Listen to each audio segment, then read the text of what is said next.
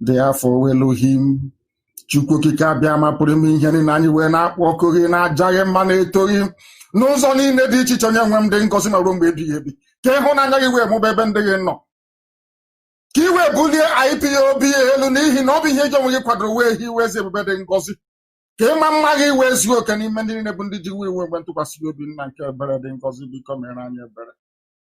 Have mercy upon us. Forgive us our trespasses, especially those who see in the dark and turn to prophecy of the informants. We ask the Elohim to forgive us in any way our ancestors may have erred. Please have mercy upon us.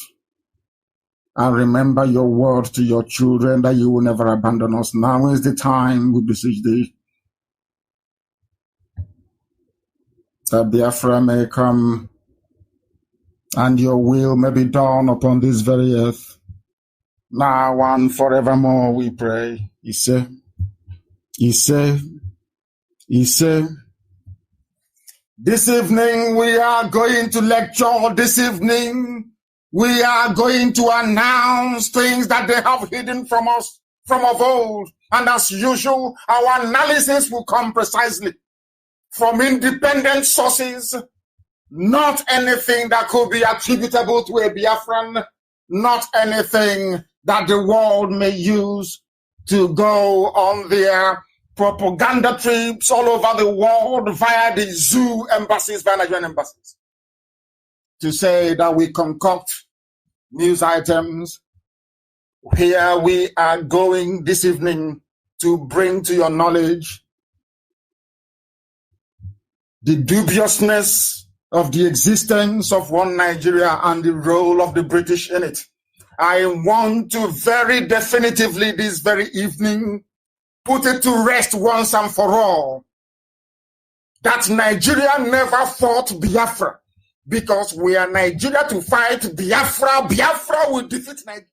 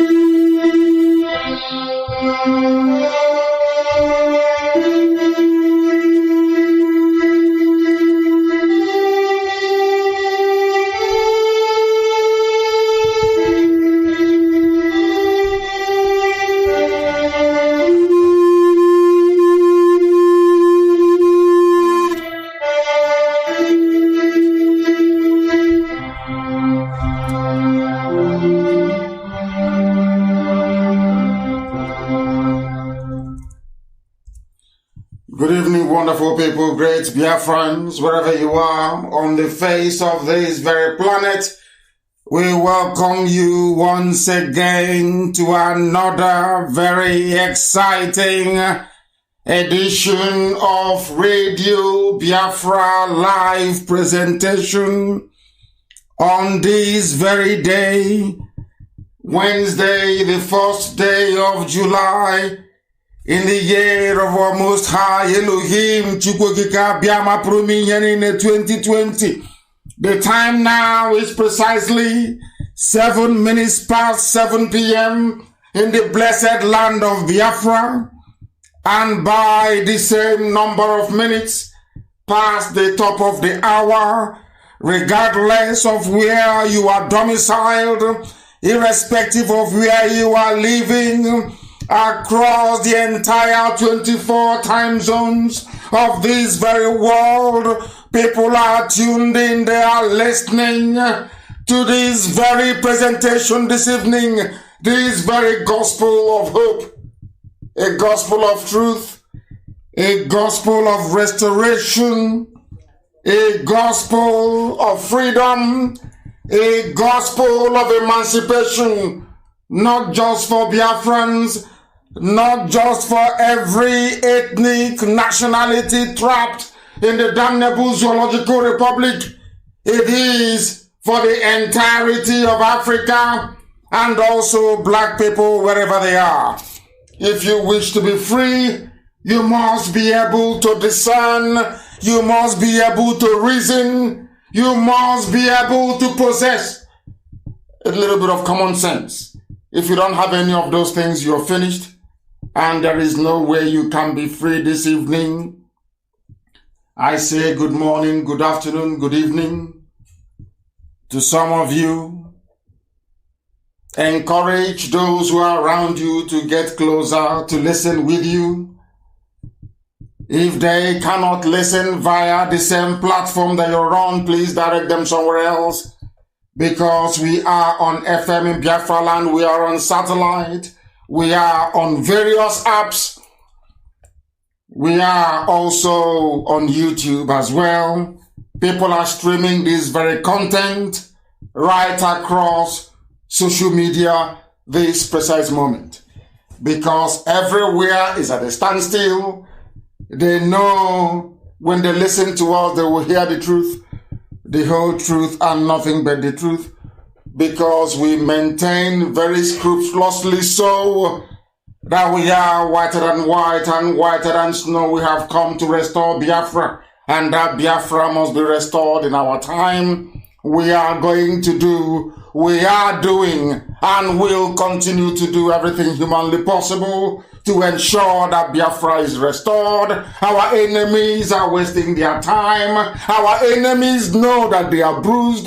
We are fighting a multifaceted war on many fronts, and we are winning all of them. My name is NNAMDI KANU. I am the leader of the indigenous people of Biafra. I am the director of Radio Biafra and the director of Biafra Television. And by the very special grace of the Most High God,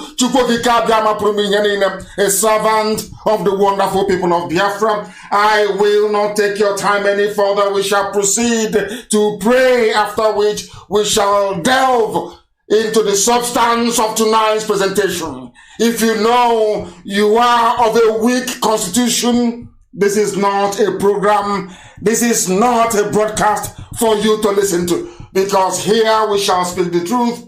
Because here we don't have any space for reformed saboteurs. Because a sabo can never be reformed. It is in their bone marrow, it is in their blood. Once the time comes, they will begin to crawl out of the woodwork. That is why there is no pity for all the traitors. There won't be any. It doesn't matter how many they are, there will be no pity for them. If they like, they can go and align themselves, not just with the Sultan of Sokoto, not with Arewa, not with Miyeti Yala. If they like, they can go to Taliban and form alliance with them. If they prefer, they can go to Al-Qaeda and form alliance with them. Insofar as this very march is concerned, insofar as we are marching into our God's own promised land, the land of Biafra, there is nothing the enemies can do. Absolutely nothing. And very soon we shall show them. Very, very soon and imminently, we are going to make them understand that the land belongs to us. If you're not afraid of the truth, then you listen to us. If you are afraid of the truth, then quite frankly, you have no business listening to us. Because here we preach the gospel truth. We don't give a damn who is concerned or who is adversely affected by it. As long as it is the truth, that is what we are here to preach. We must pray. And I will pray in the language of heaven, if you will permit me. Ezi onye nwanyị na Chineke na nke pụrụ ihe niile. Onye mmụọ na mmadụ na-efe. Onye mbara igwe na-egosi ọlụ aka ya. Onye na-adịgide ma ruo mgbe ebighị ebi. Onye ọ bụ naanị ya na-achị. N'ihi na ndị Igbo si na chi bụ eze. Anyị were aha dị etu a wee na-abụ ụmụ anyị. N'ihi na onye ọbụla gị na-abụ eze ebube dị ngọzi, egwu adịghị atụ ndị dị etu a. Anyị were IPOB wee nyefee gị n'aka eze ebube dị ngọzi. Wee were ezinụlọ Biafra n'ụwa niile wee na-eche n'iru gị. Ka amara gị na ebere gị wee zuo oke n'ime ndụ anyị. Ka i wee gosi anyị ụzọ nke eziokwu gị. Ka iru gị wee chaa n'ebe anyị nọ n'otu n'otu. N'ihi na onweghị onye ọbụla eji ama atụ si na ọ bụ ya yiri gị eze ebube dị ngọzi. Akwa ọbịa mere ụmụ gị bụ ụmụ Chineke anyị anaghị efe arụsị. Onye nwe mbi n'igwe biko anyị anaghị eme ihe ọbụla aka mere nna nke ebere dị ngọzi. N'ihi na ọ bụ naanị gị kotonu na nsọpụrụ niile ruru. Onye nwe anyị bi n'igwe eze ebube. Nna ndị ụmụ ogbenye. Onye ọbụ naanị ya bụ onye kere ihe niile kere eke mana omeghị onye kere ya. Lekwa ka ebube gị si wee sachi ihe niile nke ikere eke. Lekwa ka ịma mma gị si wee zuo oke n'ime ndụ ndị gị. O nweghị ihe ọbụla nke anyị ji.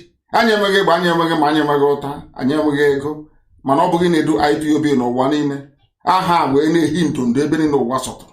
Onye nwe anyị na Chineke nna ọ bụghị site n'ihe nke mmadụ dị ndụ mere. Ọ bụ site sọsọ na ebere gị, na amara gị na ọmịiko gị, na ịhụnanya gị ebe ndị gị nọ. Anyị wee na-akpọku aha nsọ gị wee na-aja gị mma wee na-eto gị. Na-asị ọbụla dị ka ndị mmụọ osisi wee na-efe gị n'igwe nna nke ebere dị ngọzi. Na anya onwe anyị bụ ndị dị ndụ n'ala nke ndị dị na-akpa isi ala nye gị. Anyị si na anyanwụ na-egosi ịhụnanya gị Chineke nna nke igwe. Etu a ka kpakpando si wee na-eti. Na-asị na ọ bụ naanị gị bụ Chineke nna. Elu ugwu ma ndịda nna nke ebere dị ngọzi.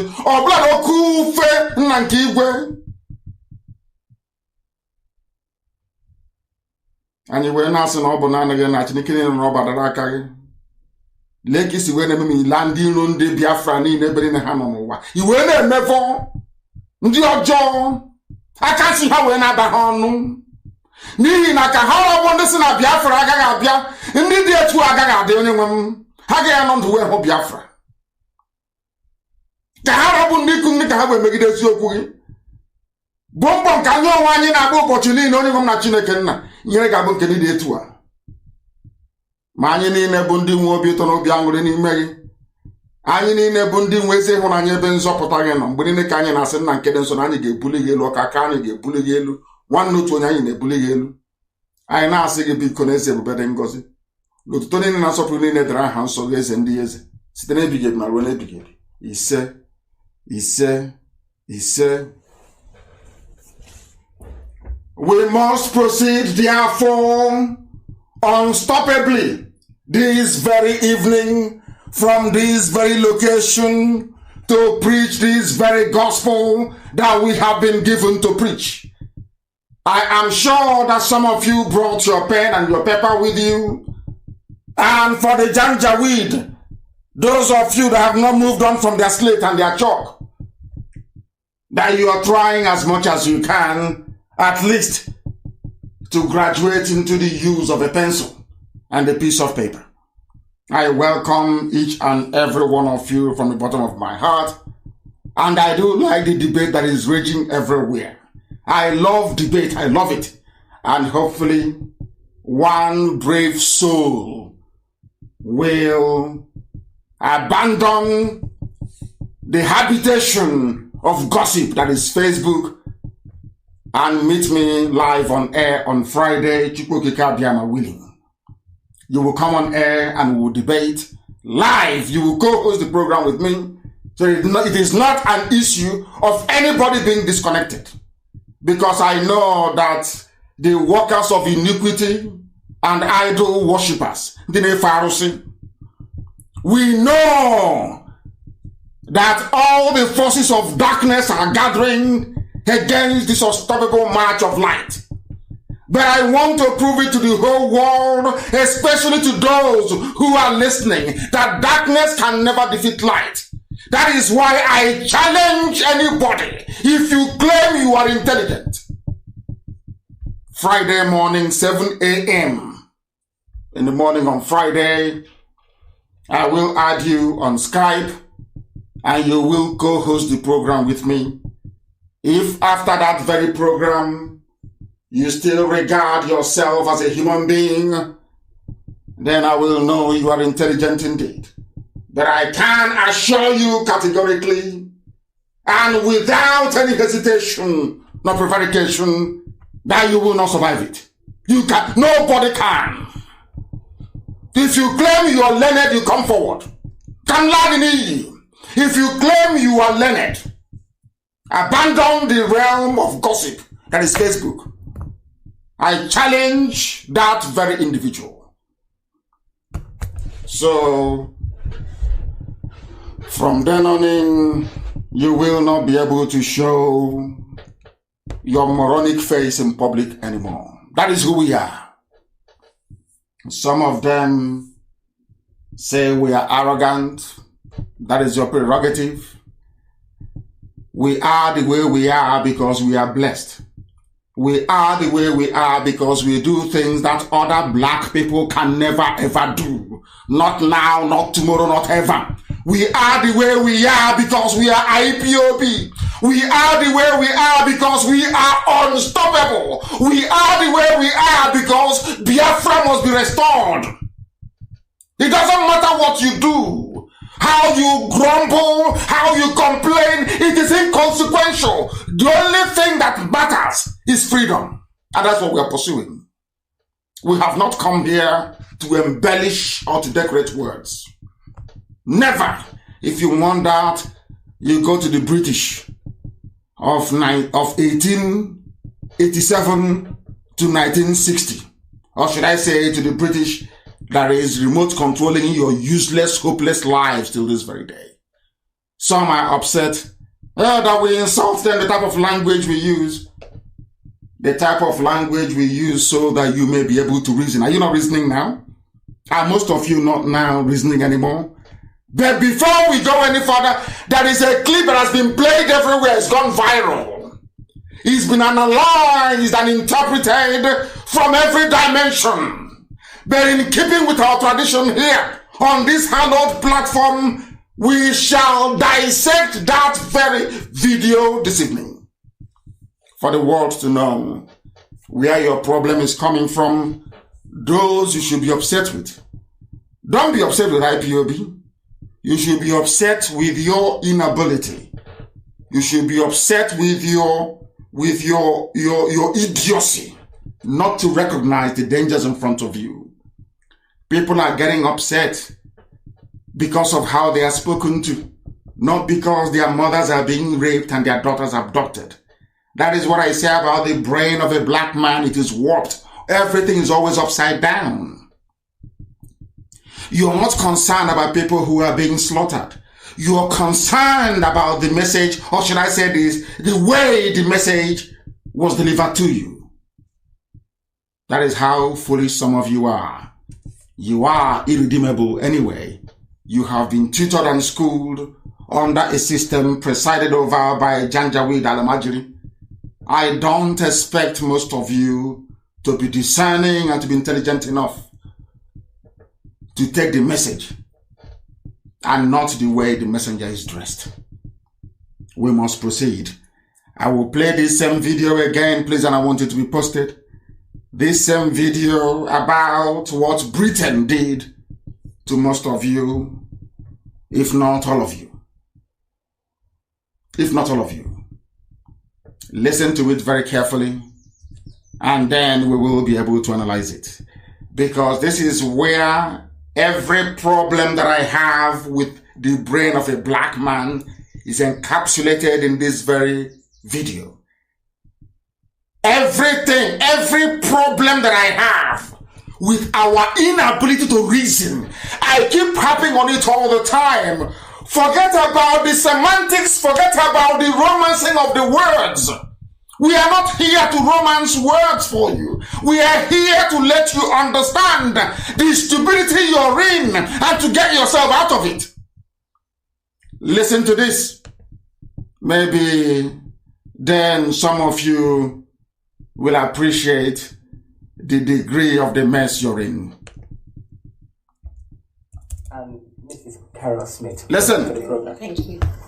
May I say how delighted we are to be on Passion. The British man with a wife. To an African television station for yes. decades. This is something we have looked forward to for such a long time, and we are so happy to be here. Thank you. Mr. Aaron Smith was a young, bright, and principled Oxford University graduate. Oxford He was recruited by the colonial of the same Oxford that most of them went to. I went to Oxford, I went to Cambridge, I went to Princeton, I went to Harvard. I want you to see, to understand, to appreciate how somebody who is properly educated, I want you to understand their level of consciousness. I want you to understand how people who are genuinely educated, how they speak, how they behave, and the type of conscience that they possess. Unlike most of them in Africa, unlike most of the baboons that claim they went to Harvard, we went to Cambridge, we went to Yale, we went to Princeton. Garbage.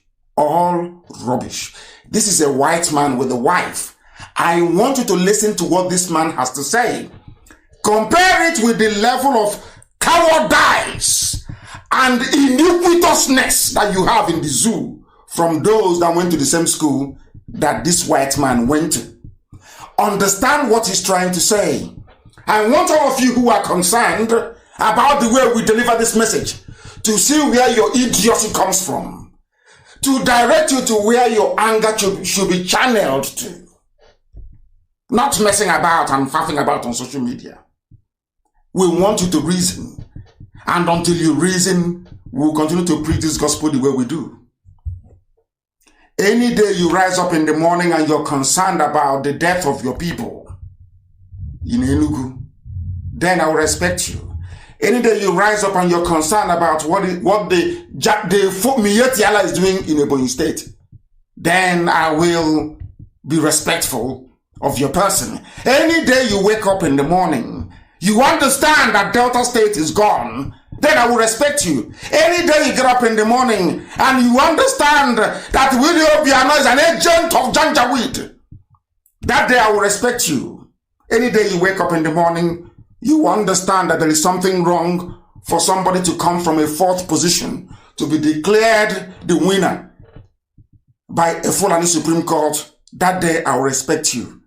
Any day you rise up in the morning and get convulsed by what is happening at Lower Banta and now at Okwa, where people come from Mauritania, from Mali, from all across the Sahel to Abia State to live in the forest.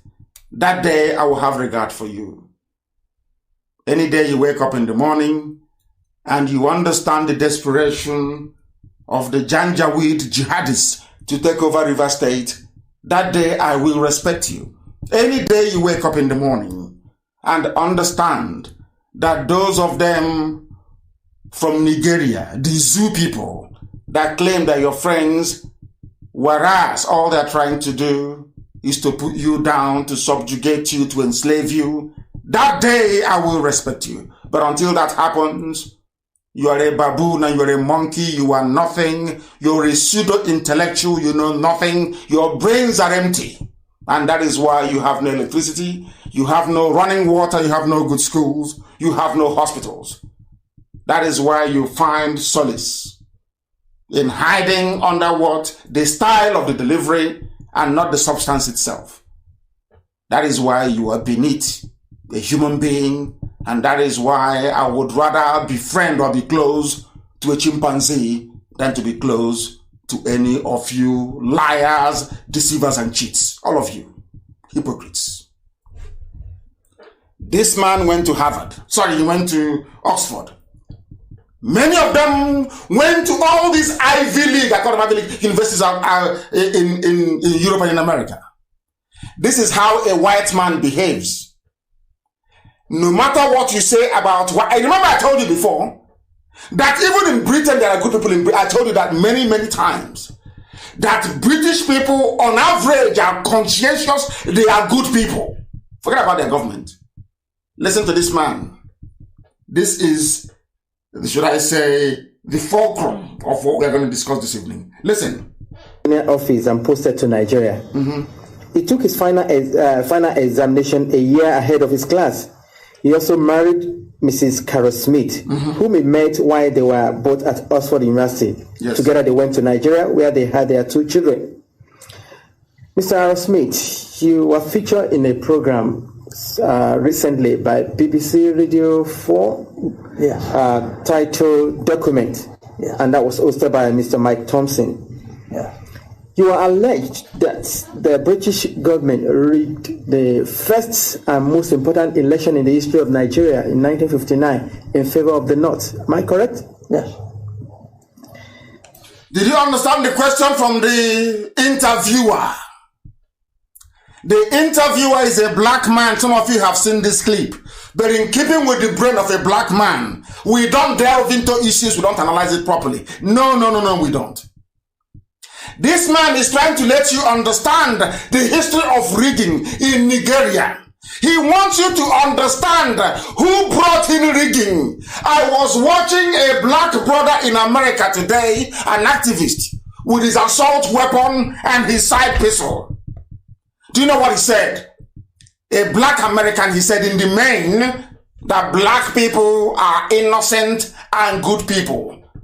That some white folks introduced evil to them. I want people to understand that had Britain not brought in rigging, Britain,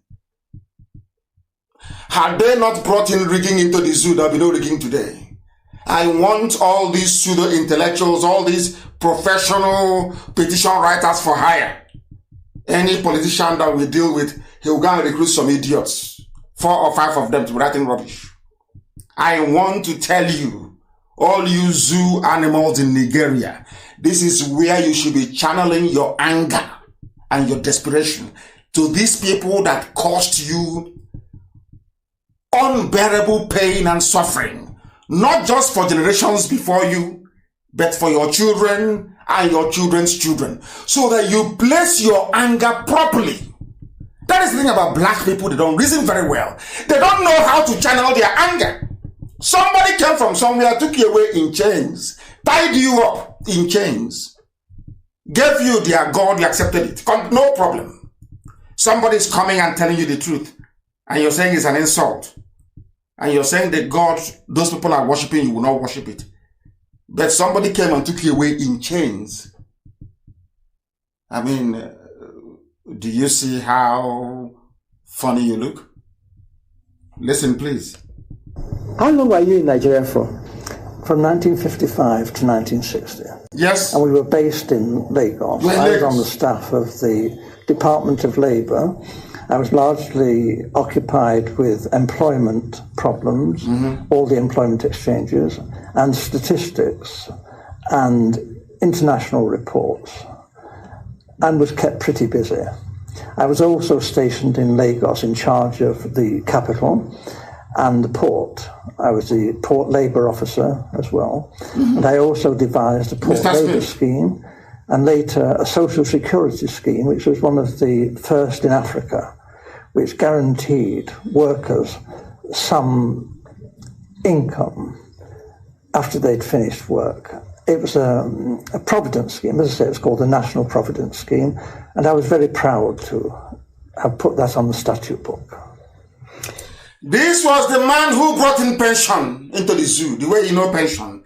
If you're a pensioner, if your dad or your mom works for the government and benefited from the pension scheme, this is the man responsible for introducing pension into Nigeria.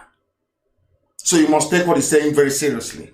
That is why I said that the build up to it, I have seen people analyze this, but I don't think that actually the people don't understand the gravity of this very interview. People don't know how deep it is, because encapsulated within what this man is saying or what he had said in the past lies all your problem. And the fact that you cannot see it is because you're a black person. You cannot see. Your brain is not fine-tuned enough to grasp very salient points when they say it. This is the man responsible for bringing in pension scheme into Nigeria. This very man, Mr. Smith, with the wife, being interviewed by a black journalist. Let's continue. I was going to ask you what your role is. You've mentioned 3 important. Is there any particular name given to your office while you were there? Just labour officer. I was a labour officer, a senior civil servant. Okay. I only intended to stay in Lagos initially for 2 tours of duty. Although, because of this conflict with the elections. Conflict with elections. Please, I want people to listen attentively, please.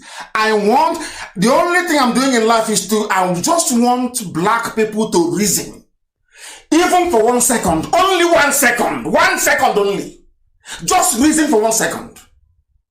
Forget all your petty envy and jealousy and greed. We'll deal with that later. I just want you to listen. and be truthful to yourselves for once, that you may learn what we have learned.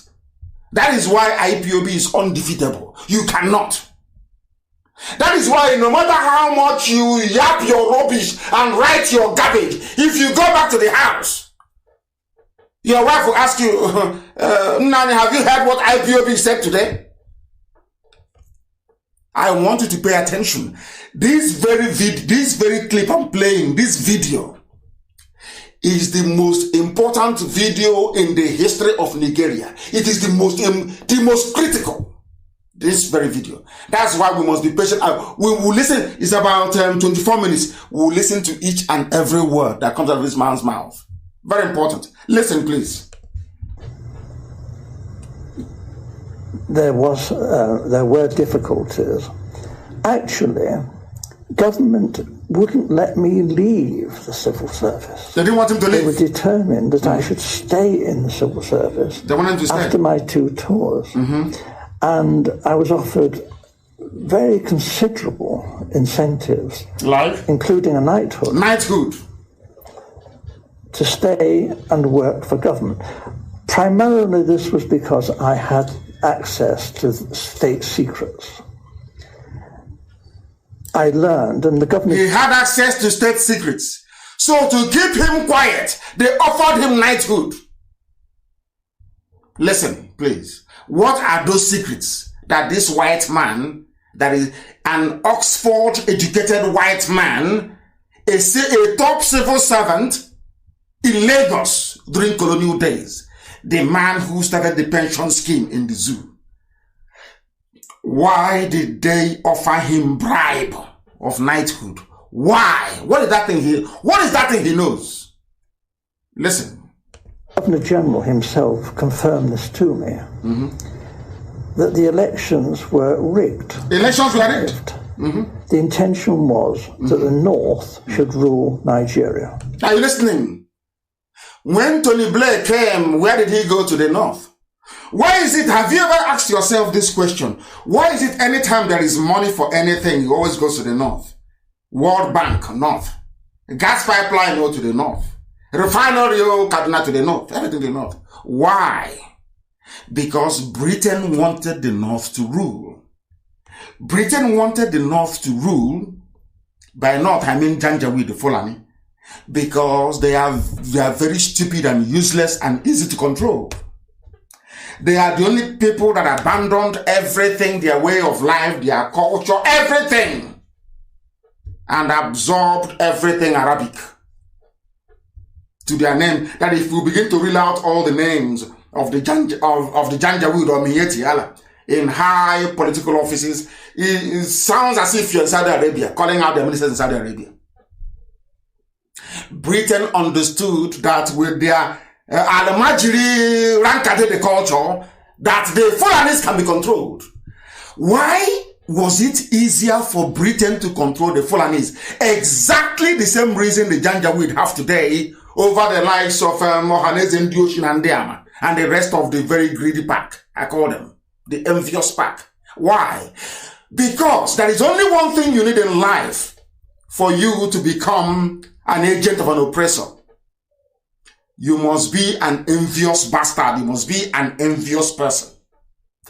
Do you know why Britain chose the Fulani? Because the Fulanis had a natural hatred for anybody who is educated from the South. For anybody who is a progressive. They didn't want it.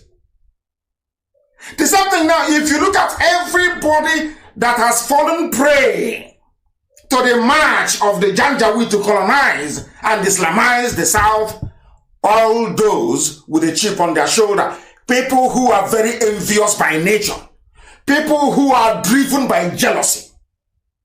I don't know if I'm making this point very clear. I don't know. Listen carefully, please. It is just like your body. The only way a virus can attack your body is if your body's immune system, your defense system is very weak. Either through stress or illness or whatever it is. If your defense mechanism is strong, your antibodies, your white blood cells are very strong, it is bring it on. Any virus that comes will be attacked.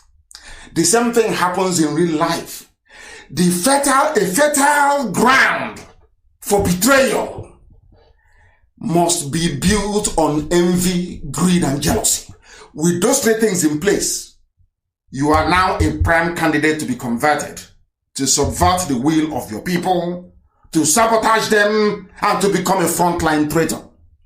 What the Fulanis were doing was treachery. Treachery not just against themselves, but the whole of Africa as a whole. And Britain was using them to accomplish this.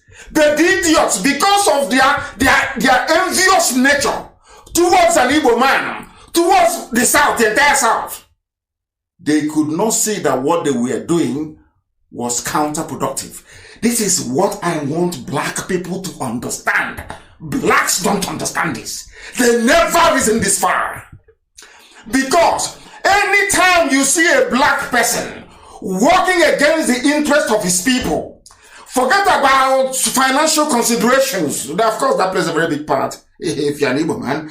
Look at the underlying causes. It's always envy. I cannot be like them, so let me work against them. I cannot be as consistent as IPOB. I cannot be as unbribable as IPOB. I cannot be as gifted as IPOB. So the next best thing for me is I will hate them. And in their state of hate, born out of envy, anytime the Janjaweed comes from the north or from Abuja, a politician comes to them to say, oh, this thing they're doing, why don't you fight against them? You see them, they rise up immediately. And they start writing rubbish. Exactly. Britain used it on, I told you before, they used it on the Fulanis and it worked perfectly well till today. I keep asking people, where is Aburi? I don't know what is so. We want to restructure. Or person just saying we restructure. Tinubu will let us restructure. We must restructure to move forward. It was better. And I keep asking this question and nobody wants to answer. Where is the Aburi Accord? Where is it? One of the signatories is alive. You went to a conference, you agreed on something. Go on. Where is it? Where is that document? To save all this nonsensical garbage about restructuring, not restructuring. Where is Aburi? Being a typical slavish, moronic black man, of course, and the devil's incarnate that Go On is. Go On is busy. This is a typical black man, busy praying. Saying he's praying to, of course, to Lucifer. He's busy praying. Whereas the document that could have solved all the problems is somewhere in his cabinet in his house. Why won't Go On bring it out? Because Go On and his people are envious of the industry and ingenuity of a Biafran man. The reason why Aburi was not implemented, I want people all around the world listening to understand. I'm speaking very calmly today. To understand the genesis of our problem. To understand that the way a white man reasons is different from how a black man reasons. And that is why we're in the mess we're in today. That's all, nothing more, nothing less. Because a black man does not see rivalry. A black man doesn't see banter. A black man doesn't see healthy competition. Where there should be competition, oh, let me try and be like him. Let me try and be like her. They bring in envy. Let me hate them because I cannot do what they are doing. That's all. As soon as we understand this very simple problem, all of our problems are solved. They used Fulani because Fulani had one thing then, a hatred for the educated South.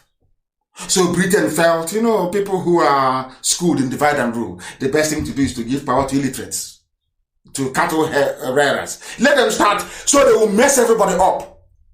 So even the Britain that created the zoo, that is why I call Nigeria a racist construct.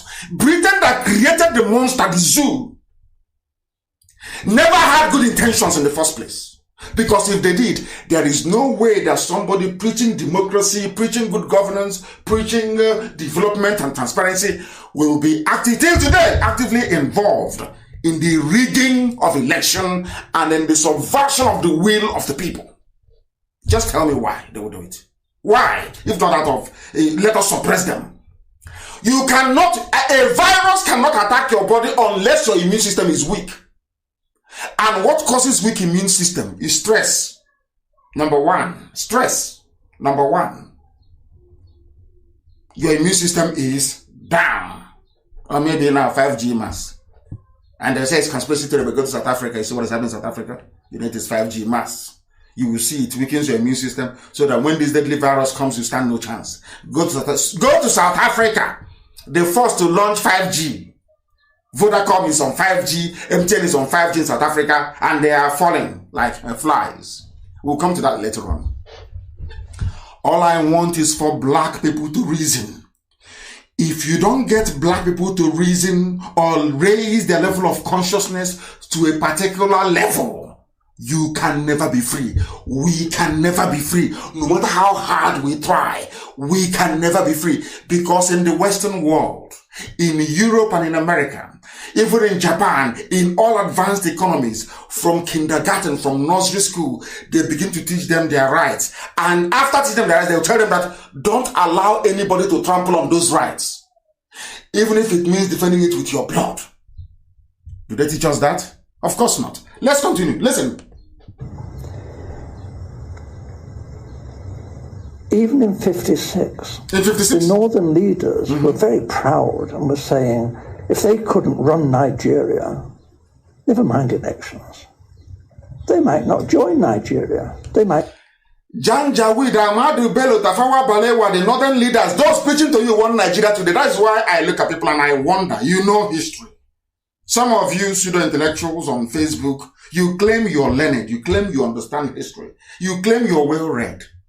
Have you not come across where it was explicitly stated that the North will secede, they will leave? It's called Araba, they want to go.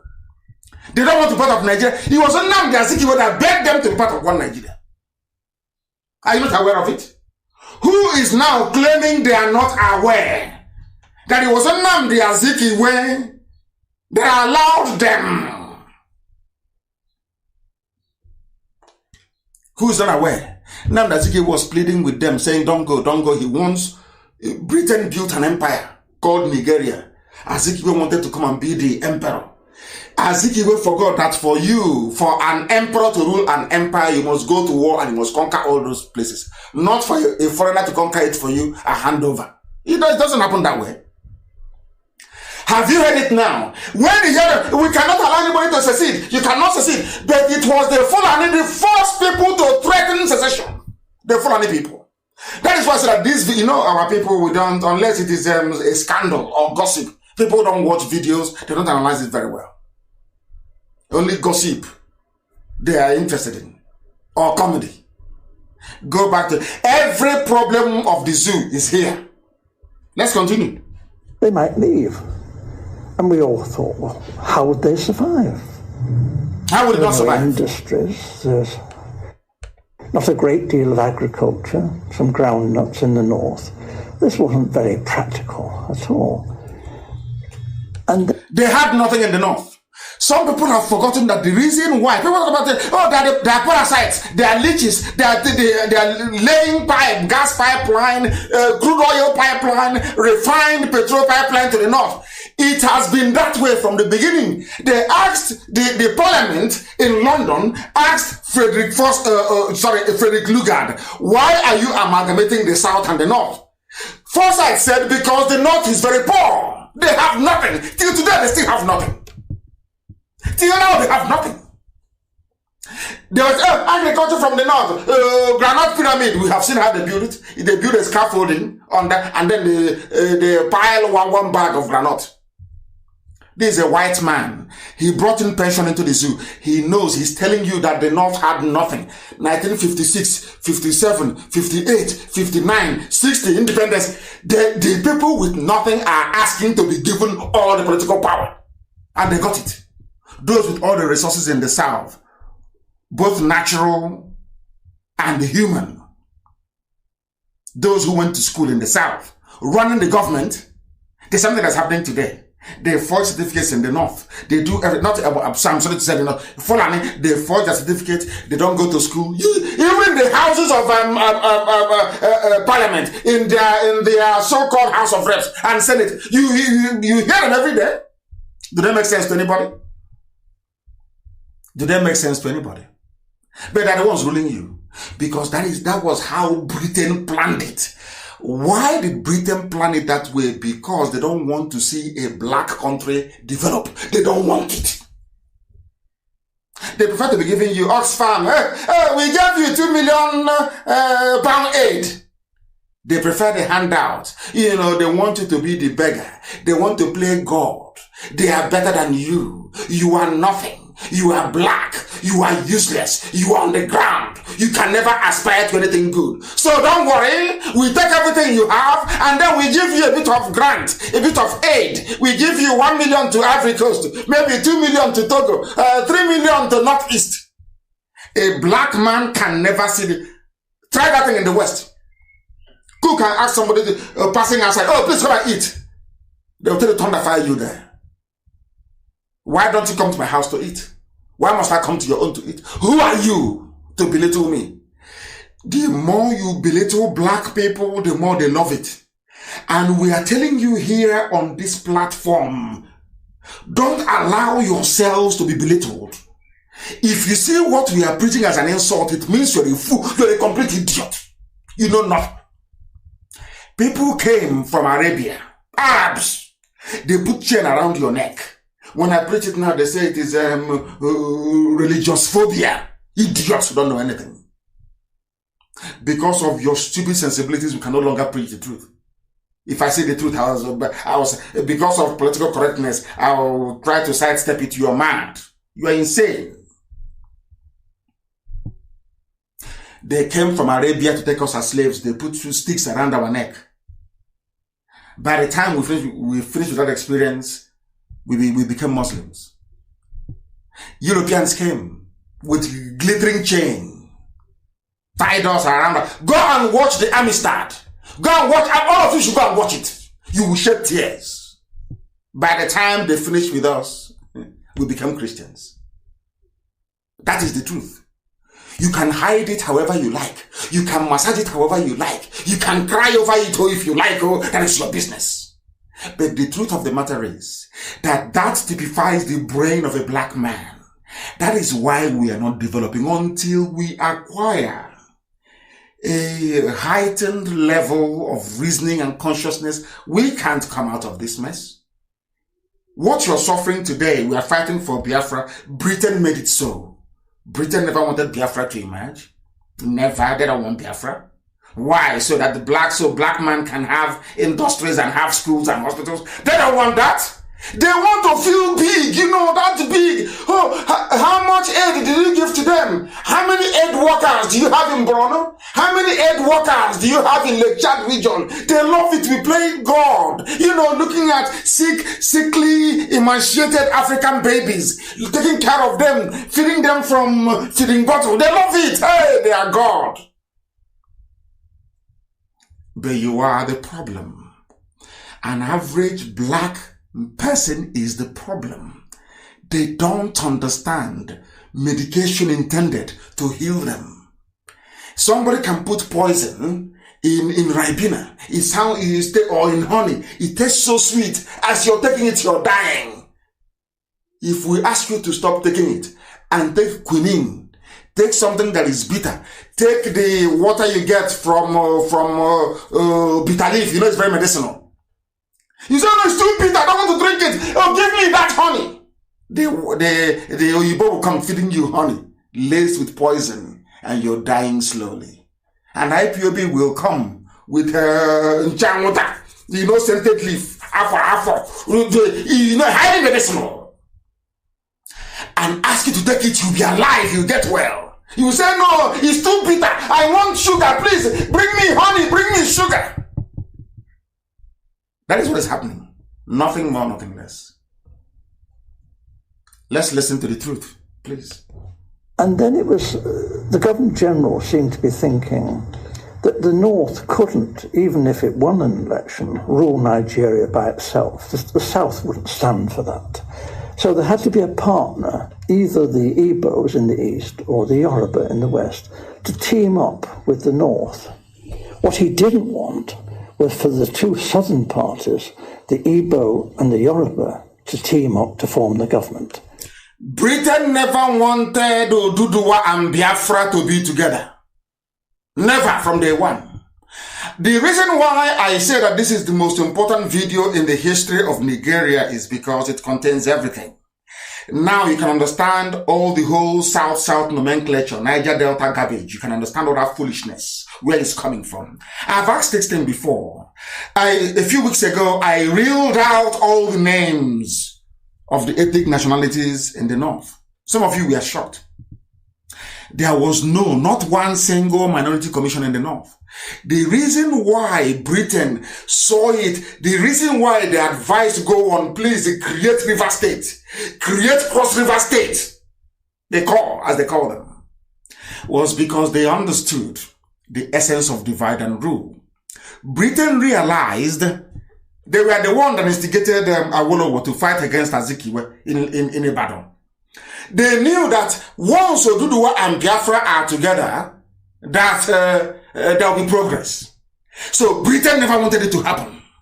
Never. Impossible. They went and they gave money to their agents. They are jealousy-driven, envious people to instigate trouble.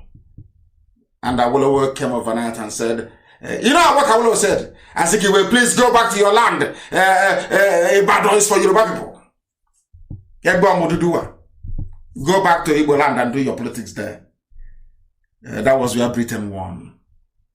To your tent, O Israel. And when everybody went back to their tent, Britain now said, because the North has a bigger landmass, let's give it to them. This is how they're playing ping pong with your brain. And what concerns you is IPOB. They're insultive the way they insult us. IPOB wants you to reason properly so you can be free. But you prefer the poisoned honey. Isn't it? To the bitter quinine that will kill you. Typical black people. You see why you say we insult you? We don't insult you. We lay it out so you can see it. So your stupidity can be made very plain. We simplify your ignorance so you can see it. Let me say, it's like a orange ketchup. You know, stupidity comes in various shapes and sizes and colors. We lay it out for you on the table so you can pick the one that you like. You hide behind your petty envy and jealousy. He said, they insulted my village. They insulted my town. Come out and tell us that I'm envious of what people are doing because we cannot do it. So I'm envious. You're a black person, so envy is a part and parcel of your essence, of your being, of your soul. That is why you are poor. That is why some of you are listening tonight with a generator. But Elohim, he gave you sunlight wall to wall. You have sunlight. You have rivers that can be dammed to turn a turbine to generate electricity. Don't you? Have you asked yourself, how do submarines move in the sea? Nuclear power submarine, how do they move? Even before then, how did they power submarine in the seas? They used common battery. It's called deep cycle batteries. An ordinary battery can power an entire town. But yes, battery, ordinary battery. All this knowledge is available. It's even there on the internet. But to put it together to create something, you cannot. Because you spend your time looking for who insulted you and who didn't insult you. The person that came with a chain, put it around your neck, tell you that Angoreka is not a good name. Ngozi Chukwu is not a good name. But Benita is a good name, you accepted. They enslaved you in such a way that you became a nuisance to your own self. And we have come to untangle. So, do you think it's going to be easy? Have you seen where somebody actually underwent surgery before or had an accident and they have bruises all over? And you're coming to remove, the piece of fiber or clothing that is stuck on the wound. It's going to be very painful. Very painful. What we are doing is painful. We know it's painful, but it's for your own good. It's for your own good. Are you happy that killing our people? Are you happy that somebody that didn't go to school is presiding over your affairs?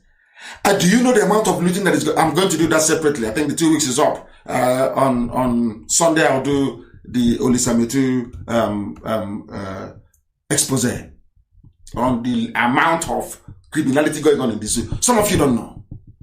This is the worst government ever in the history of humanity. And you want me to be nice to you? In your stupidity, I think you're dreaming. Let's listen to this educated man, please. Because he believed the North wouldn't tolerate that and talked about leaving. The North cannot tolerate Oduduwa and Biafra together. The North will not tolerate Yoruba and Igbo man coming together. Never, ever, ever. The Fulani has a mission started by the British. The British said to the Fulani, you should never allow them to come together. That was why they know if they go for a Christian Oduduwa leader, that there may be room for maneuver. After the so-called handshake across the Niger, not this one, the one that Chobo Kadibo did many years ago. But some of you don't read history, so you don't know, but we'll tell you. The original handshake across the Niger was initiated by Chobo Kadibo. After that meeting, the Fulanis went into closed-door meeting as well and decided if we are going to allow any Yoruba man to emerge, it has to be a Muslim Yoruba. Sorry, Muslim Oduduwa. Muslim. So that way, that person will always be loyal to the Sultan of Sokoto. Now, are you following? Are you following what I'm teaching you this evening? Because what we tell you here, you can never get it anywhere else on this planet. Pure truth. If you go up and down, some assault up and down, you know it is the truth. They know. As for up, they are listening right now. They know it's the truth I'm preaching. Everybody knows. Everybody knows. So don't allow your petty village envy. You can't be like us now. I'm on NNAMDI. You can't be me. You didn't. You're not learned. We went to school. You didn't go to school. So how can you defeat us in a debate? How is that possible? I ask you. We are not being proud or, boastful. It's a fact of life. You cannot. If you come, you will be obliterated in 5 minutes. That's why we teach the way we do. So that you can know what we know. Fulani doesn't want it. That is why whenever they see an alliance forming between Oduduwa and Biafra, they will go and pay their irats more. They recruit more Yoruba journalists. They start to write garbage.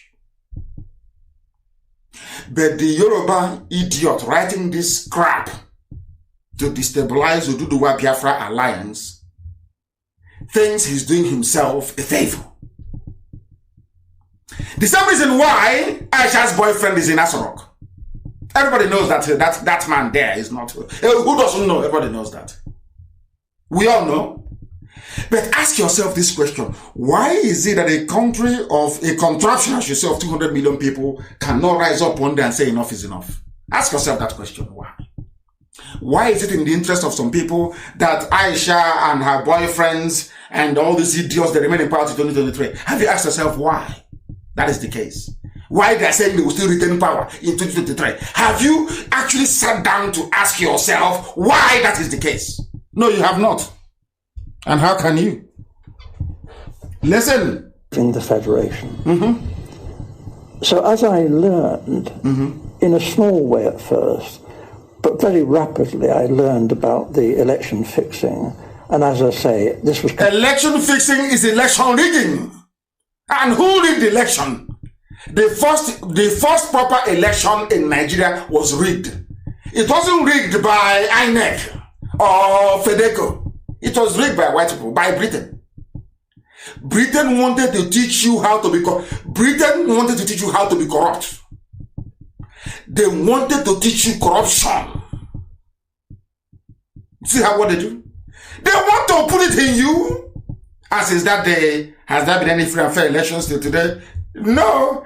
That is why when you go to them, they will write their report. They will say, we went there was a few problems in 2 or 3 polling stations, but it wasn't significant enough to affect the overall result. Every 4 years, that is, if you want me to give the report of 2023, I'll give it to you. If you want me to give you the report of British electoral observers and EU in 2023, I'll give it to you now. What it's going to say is this. We witnessed some violence, some ballot snatching, and a few people who were disenfranchised, but overall, it wasn't significant enough to affect the outcome of the election. End of story. Right? What is today's date? Today's date is the 1st of July. The time now is 4 minutes past 8 p.m. in the evening. In 2023, Biafra will be gone by then. 2023, I will bring it out then and I'll play it again for you people. Or form, I'll try and save this. Their report, I'm telling you, the EU and the British observers, their report I'm telling you today, what they're going to say to 2023. We witnessed violence, people were killed, houses were burnt, properties destroyed. But overall, it wasn't serious enough to impact the outcome of the election. And they put another Fulani Janja with there. That's how they do it. It was confirmed to me by the Governor-General. He actually said that he wanted me to know the truth because he wanted me to know how much trouble I was in. You mentioned statistics. You were collecting figures. Is that for labor and unemployed people only, or listen, primarily? But obviously, my interest was in the population of Nigeria. Yes, and Awolowo, the Yoruba leader of the action group, and Chief Enaharo, they too, other people were saying, where are all these millions of people in the north? Where are they? We're going up there to campaign. We want to know, And you see all these, thousands of miles of not very developed countryside, and yet the northerners are claiming that their voting registration figures are larger than in the south, larger, far more people up there. But actually, if you went through the Igbo land, Enugu and that, you saw lots and lots of people. Are you listening? A white man or Igbo, British, is saying that in the north it was sparsely populated. Listen carefully again. I don't know why the people don't. Hey, my brother. Hey, God, this UG black people. Black. Hey. Did you hear what the white man said? The white man said that other politicians were worried about the high number of figures coming from the north. And who are those people? Biafrans again. Because we see things before it happens. The same way that people never voted for Buhari from day one, because we knew the man was bad news. But Oduduwa, out of spite, went behind our backs and voted for Buhari in 2015 to put us in this mess now. The same thing happened before. Instead of Awolowo and the Nahoro to say these figures, because the Biafra politicians then realized that eventually it will come down to numbers. They were campaigning. Look at the numbers from the north. Awolowo did not listen. This is not from NNAMDI, KANU, from a white man. Awolowo did not listen. Enahoro did not listen. And today, that anything you like, you can do. The north is more populated than the south. Anything you like. This man said, I came to Enugu. There were so many people in Enugu. It's untrue. Unlike the north. Let me tell you. How many are you in Enugu? In broad daylight. Go. All they know is to be yapping rubbish. Let's listen. If you went to Ibadan, Ibadan teeming with millions of people in Ibadan. But we didn't actually see many northerners, and obviously not many northerners at that time came to Lagos. So this did arouse suspicion. Now, the Europeans, not stupid, we are watching what's going on in Nigeria, and we too are beginning to feel there's something not quite right here.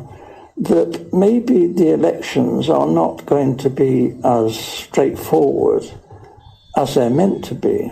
Nigeria was being described as the showcase of democracy, and it was expected that the nationalist leaders would win through. But actually, when the election results were announced by the Governor-General, before the vote was even in, the British Governor-General, 1959, announced the result before the ballots were even counted. And I need people to understand that when people say that the devil is a black man, it's not that that Lucifer is black, or it may be, I don't know. It is that there is this propensity in a black man to always dig out evil where there is good. And something occurred to me this evening before I came on air. Do you know the reason why you have all these idiots from everywhere, even those have not taken a bath for the past 1 week? These fools everywhere. Do you know the reason why you see them all the time? They're yapping rubbish. IPOB, Biafra, everywhere. This and that nonsense. You're not religiously tolerant, all that garbage. Do you know they were sent? It was as soon as I announced that Biafra must come this year. As soon as I said Biafra is coming this year, you can see all of them came out. Because they don't know the plans we are using. All of them, they pushed all of them. All the Sabo, even closet Sabo. There are saboteurs hiding inside Biafra, claiming they are doing Biafra, but saboteurs inside them. They are now coming out slowly. Sabo, their job is to halt the coming of Biafra in 2020. To give Fulani time till 2023 to perfect everything they are doing, including Ruga. So you don't know. So do you think all this nonsense they're rude, they're insultive? You think it just came out overnight? No. This avalanche of idiocy, I call it, carefully planned and executed by the Janjaweed. Careful planning. Then, because that day I said that Biafra must come this year, 2020. Hey, all hell broke loose. I want all of you to understand that. That is how they operate. That is the devilish part of a black person. Most of them are Igbo. Igbo. Some of them are telling us, we want Biafra, but not like that. We want it from another corner. We want it from another angle. Ask them how, they don't know. They have no idea.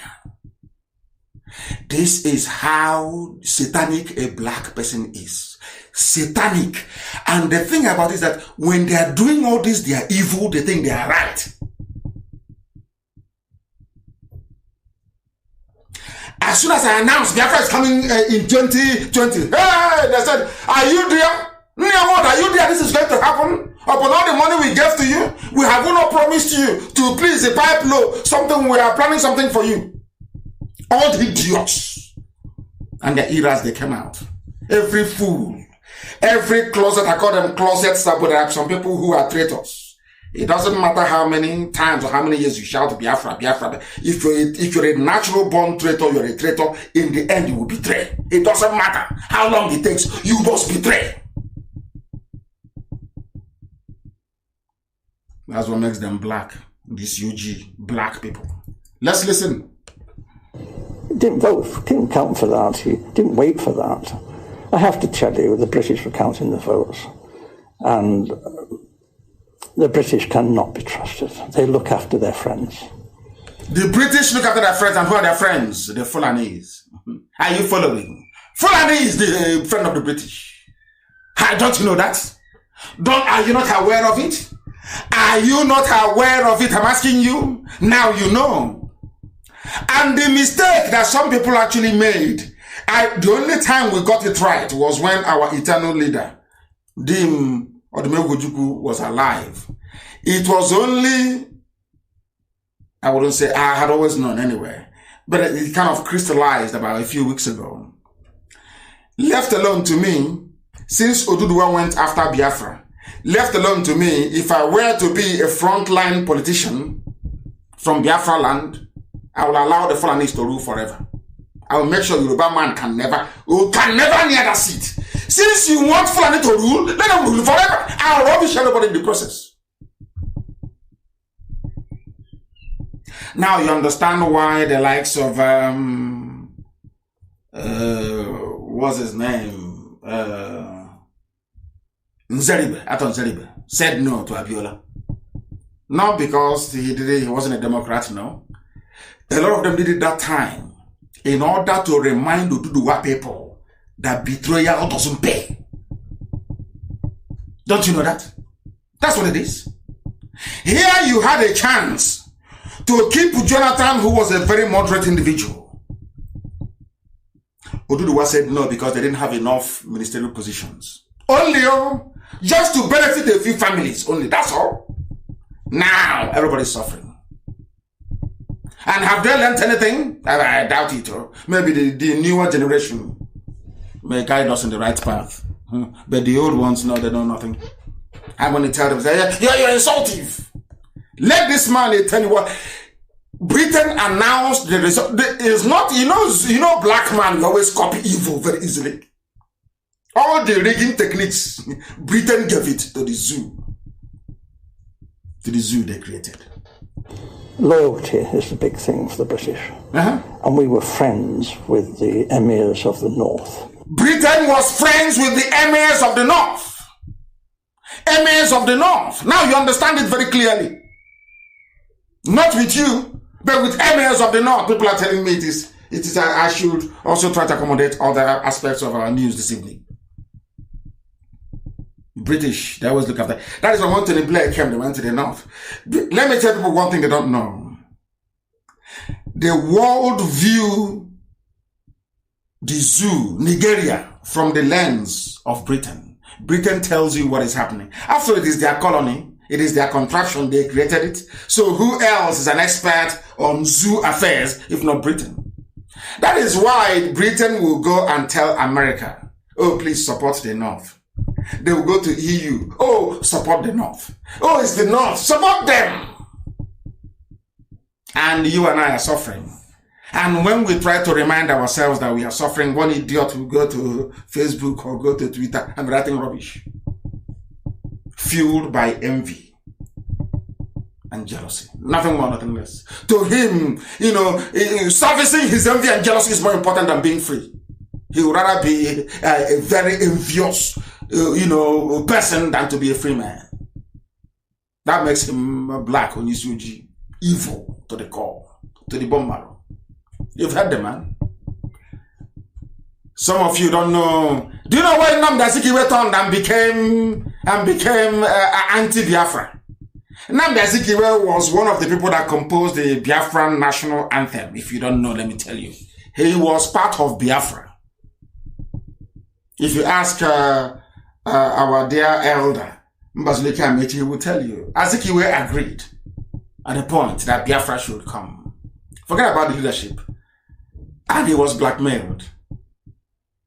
They blackmailed him with ACB.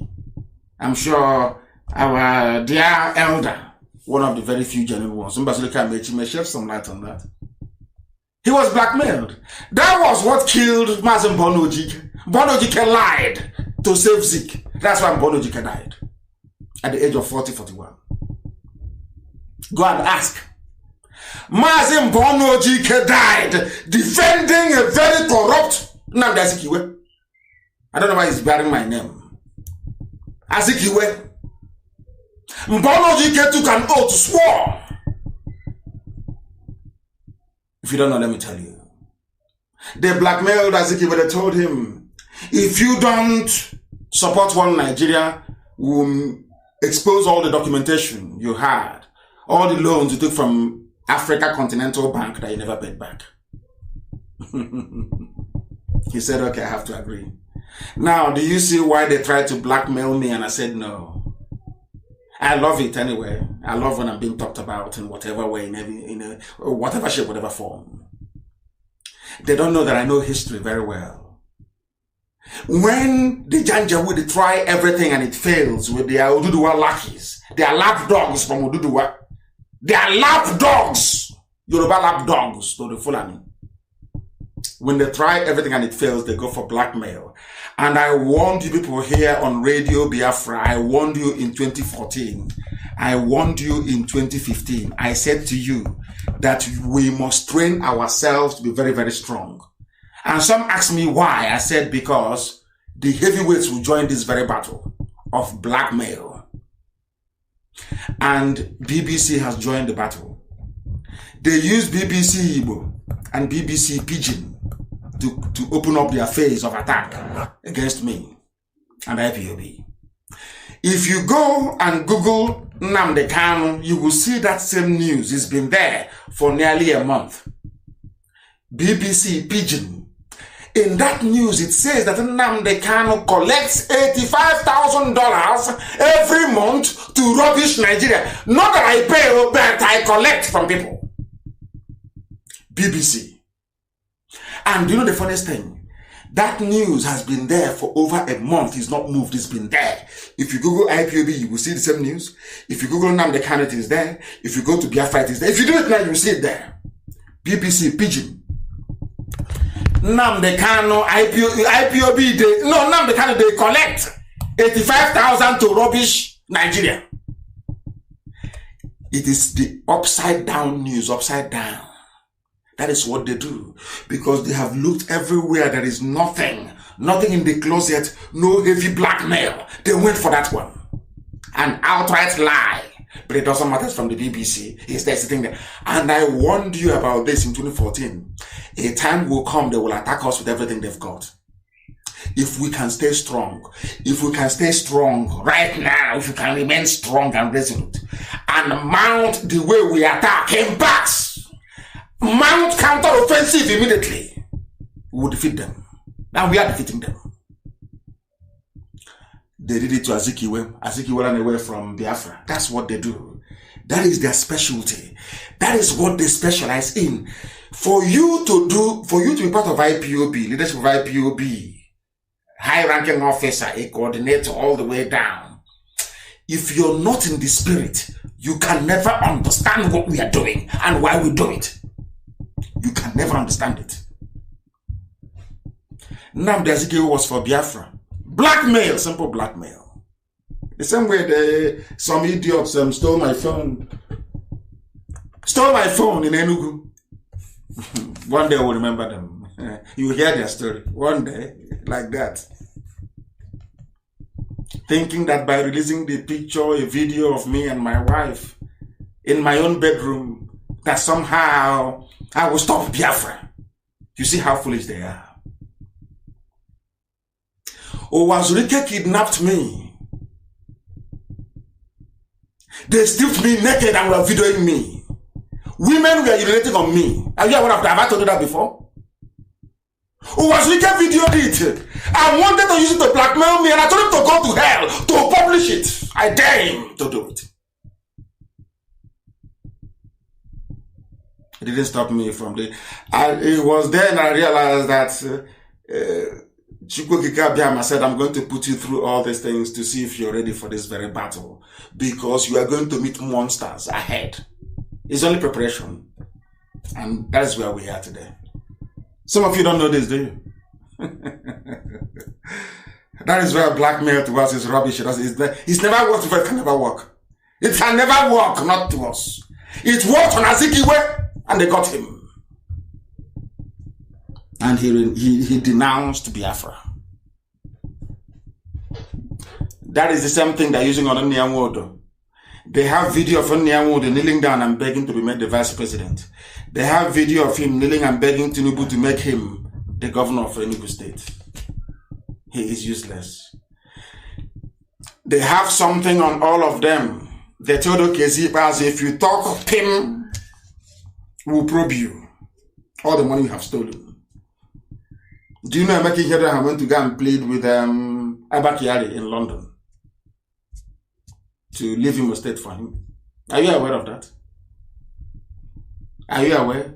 And by going to London to go and see Abba Kyari, he showed he's a very weak man.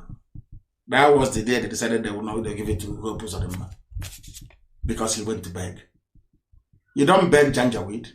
You take what is yours by force. You know, they are not amenable to reason. I want you to understand that there is a method in our madness. We appear mad, yes. There is a method. If you calm down, if you calm down, you will understand that our method is delivering the result. Everywhere is IPOB and Biafra. Everywhere blanket. We know what we're doing. But if you're a fool, you cannot see it. Because you're not under oath, you're not in the spirit. Once the demon of Sabo goes inside you, you're finished. You're gone. Now you understand what we are doing. I said I was going to listen to the whole of this, but I think the time is going and we'll have to leave it for another day. But I need you to understand that now is the time for us to attack more. If they say we are being insulted, insult them 100 times more now. Because the devil has come out. That will be easy. The serpent has reared its ugly head. We must decapitate it. We must cut off the head of the serpent. Now, not tomorrow. You don't know it's a coordinated attack against us to see if they can get our people to move. To say, oh, I don't want to, if this is the type of Biafra that is going to come. Me, I don't want it to, Biafra is not religious freedom. Rob, when I say that you are free to worship a snake if you want, they don't want to hear that. No, they don't want. We need a Biafra of freedom, a Biafra of religious tolerance. But you heard me say on Radio Biafra that you can worship a tortoise if you want to. You can worship a goat. That is your business. Onyenachia, they will never hear that one. Is that one that their treacherous, envious, Sabo nature is telling them that's what they want to write? That's what they write. That is what they will. It doesn't matter how you explain. That thing they want to write is what they will write. Because they're foolish. Because they're not in the spirit. They don't understand what we are doing. They don't know what we're doing. When we started this movement, I made it very clear that I am the only person that knows everything. The rest, I tell what I want to tell them. Because as they say, where we come from, you can never tell what you wake up and find a black man doing the next morning. No. I am the only person that I can vouch for that tomorrow morning I'll be doing IPOB, I'll be doing Biafra. I'll be putting everything that I have into it. So go and search your conscience, all of you, and say and ask yourself, am I ready for this battle? We are in a very dangerous phase of the battle. Battle of hearts and minds. Oh, they're insultive. Is this how Biafra is going to be? It will be a dictatorship. It will be this. And I have told them I will not be the head of state. Oh, but they don't want to hear. That is how they behave. When an envious nature is bubbling away, they don't listen to reason. I said, NNAMDI KANU will not be. I will not contest. I will not put myself forward to contest any office. They still will not listen. Sabo. That's the way they are. We know their tricks. I am waiting for BBC to unleash their own Armageddon. That's what I'm waiting for. Not Homoko, not this riffraffs. These are hungry touts with the blue, black, and red pen. They don't talk in their shirt. They always wear long sleeve. They button it, but they won't tuck it in with sandal slippers. Light blue shirt and light brown trouser on top of sandal slippers. With her black, you know that little bag they carry.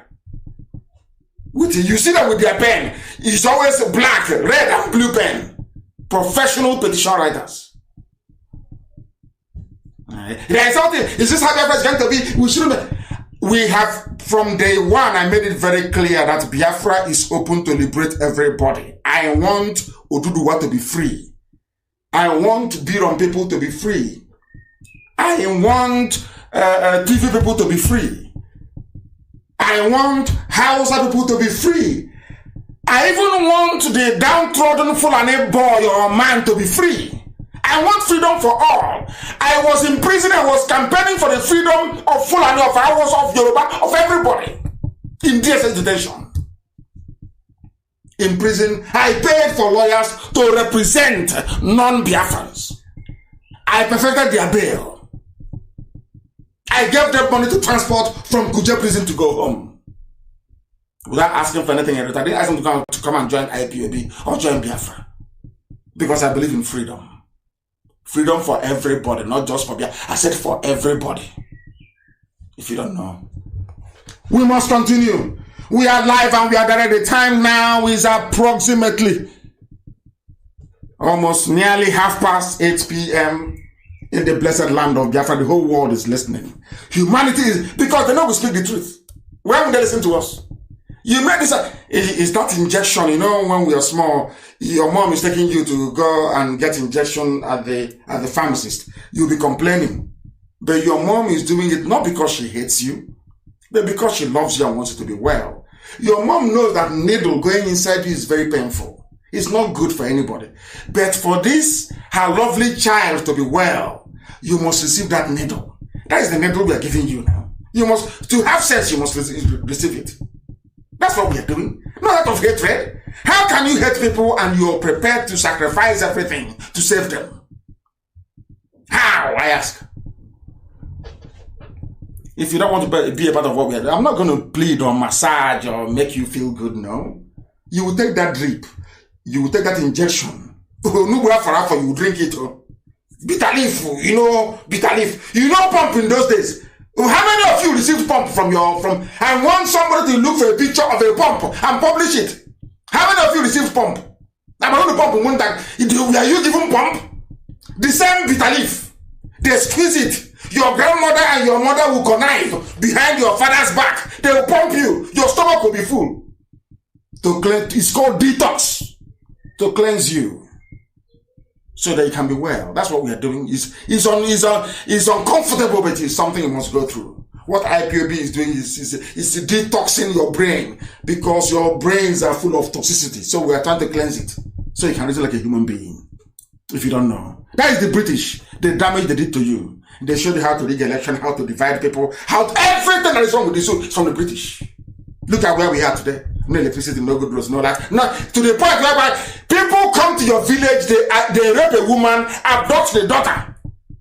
You come to social media the next day, the only concern you have is, he insulted us as he was saying it.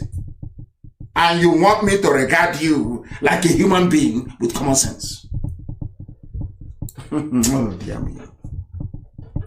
And as you're busy yapping away at your idiocy, Janja would have brought back their bill. That Ruga, that Fulanization bill is back.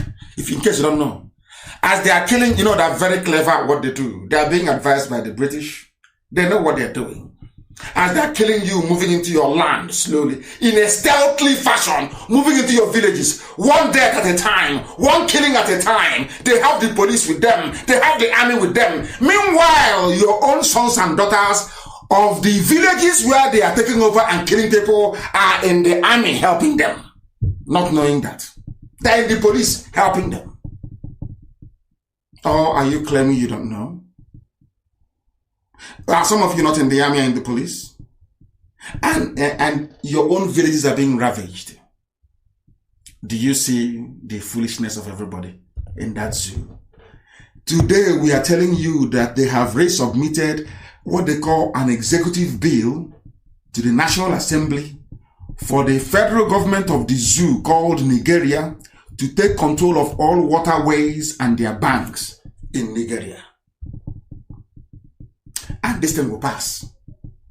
And when it passes now, you start writing, we need to protest. And after 2 days, the whole thing dies down. It is only IPOB that is consistent. Every blessed day, these same issues, we raise them. Every day, we raise them. That you may know what is happening to you. They are bringing back the Ruga bill. It's coming back and they will pass it. Because all the governors, they have promised them vice presidential slot, all of them. After the expose I did on the woman that the daughter was abducted All of a sudden, Anambra State sent some people there to go and give her money. I saw her now. She's now wearing makeup, foundation. She's wearing eyelashes, false eyelashes. They made her up. Brought a makeup artist. They made her up. And I'm thinking, is this same woman I was talking to the other day? That's how blacks are. Black people. Now you understand, don't you? What we're saying.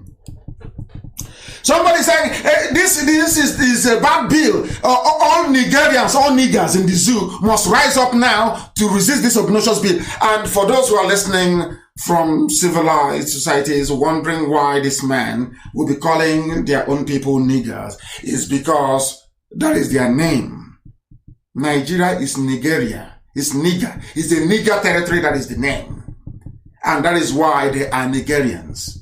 They are the only people to be named after a slave, and they will take it. They are the only people that you come to them and say to them that your name which praises God in heaven, Somto Chukwu, is bad. You should try and answer Bonaventure, and they will agree. I want people to understand that there is something defective in the brain of a black man. That is why you will abandon everything that you are to adopt something that you're not even good at in the first place. Do you understand me? And somebody cleverly wrote, or should I say, commented or even observed what has been happening, what has been going on. The person said, do not blame Janjaweedism, Islamization on anything else. Blame it on colonialism. Very, very important. Because our argument has been very simple. Very, very simple.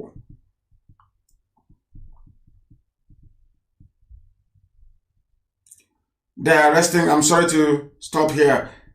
There is ongoing arrest of IPOB family members in a place called Amangu, Ede, in Afikpo South, local government area of Ebonyi State. They are not arresting Fulani headsmen that kill our people. They are not arresting Miyetti Allah terrorists who incidentally are serving in some of these governments. They are not doing anything of that sort, but they are arresting IPOB family members. So if you are a frontline IPOB family member in Amangu, in Afikpo South, LGA, in Ebonyi State, we are receiving information now that SARS are arresting our people in that very area. Very, very important. Because of the death of a Fulani person who died. And because nobody is able to account for why these Fulani terrorists died, they are now out to arrest everybody. That's what they're doing. That is the type of land that we are in. I do not know what is happening. We are trying to get to the Jihadi Watch site, and for some inexplicable reason, it is not opening. Because I want the whole world to understand what is happening. They have taken it off. Jihadi Watch. It's in Yahoo News, actually. Don't blame Sharia for Islamic extremism in the zoo called Nigeria. Blame it on colonialism. Some of you don't quite understand the extent of the damage that colonialism did to the brain and the psyche of people who call themselves Nigerians. You don't understand. Without the British giving power to the Fulanis, I don't think that today Miyetti Allah will be, should I say, the second most deadly terror group in the whole world. These are the damaging effects of colonialism that some of you are blind to. Some of you cannot see.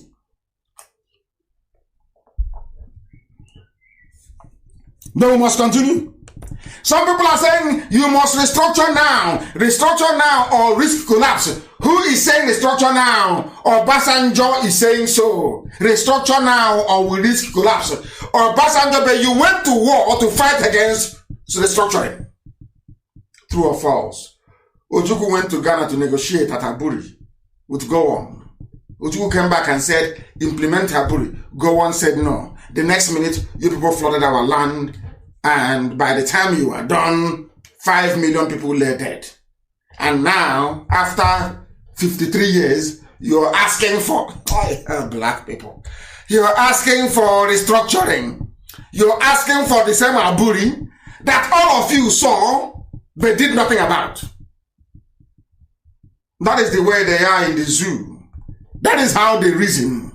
Or Basanjo is asking for warned again of a possible collapse of Nigeria if the Buhari administration, of course, is not Buhari's Aisha's boyfriend with the Buhari mask, looked on while the country lapses into various insurrections and criminality. Who are the criminals you have in Nigeria? Fulani headsmen.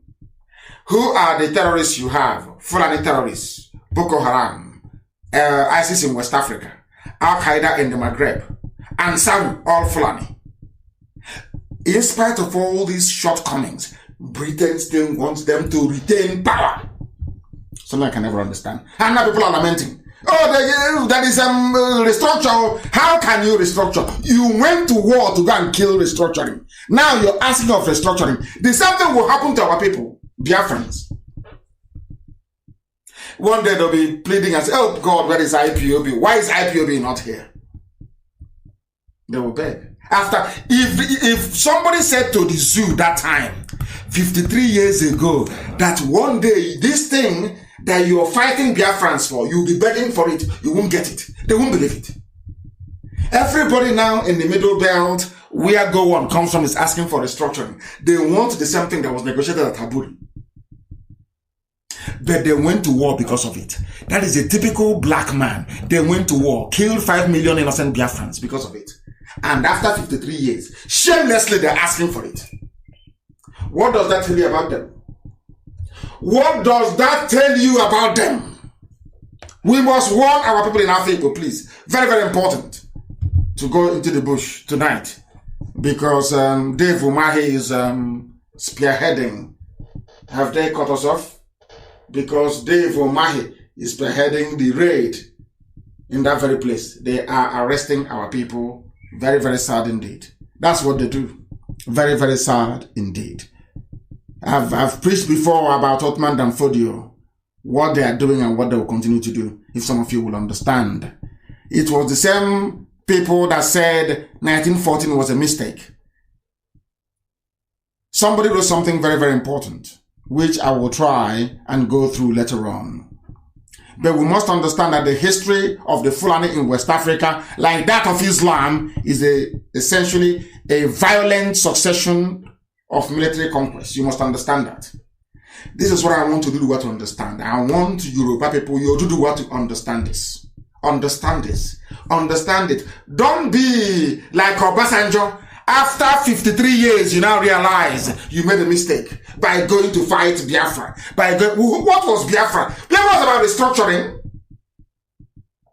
It was when that restructuring failed. No, it didn't fail. It was when Britain advised Nigeria, Go On, through Fulanese, to abandon the restructuring, that the war broke out. So Obasanjo went to war to go and fight restructuring. After 53 years, he is now asking for the same thing that he fought against. People must ask Go On. Go On, stop praying. Show us Aburi Accord. And tell us why it wasn't implemented.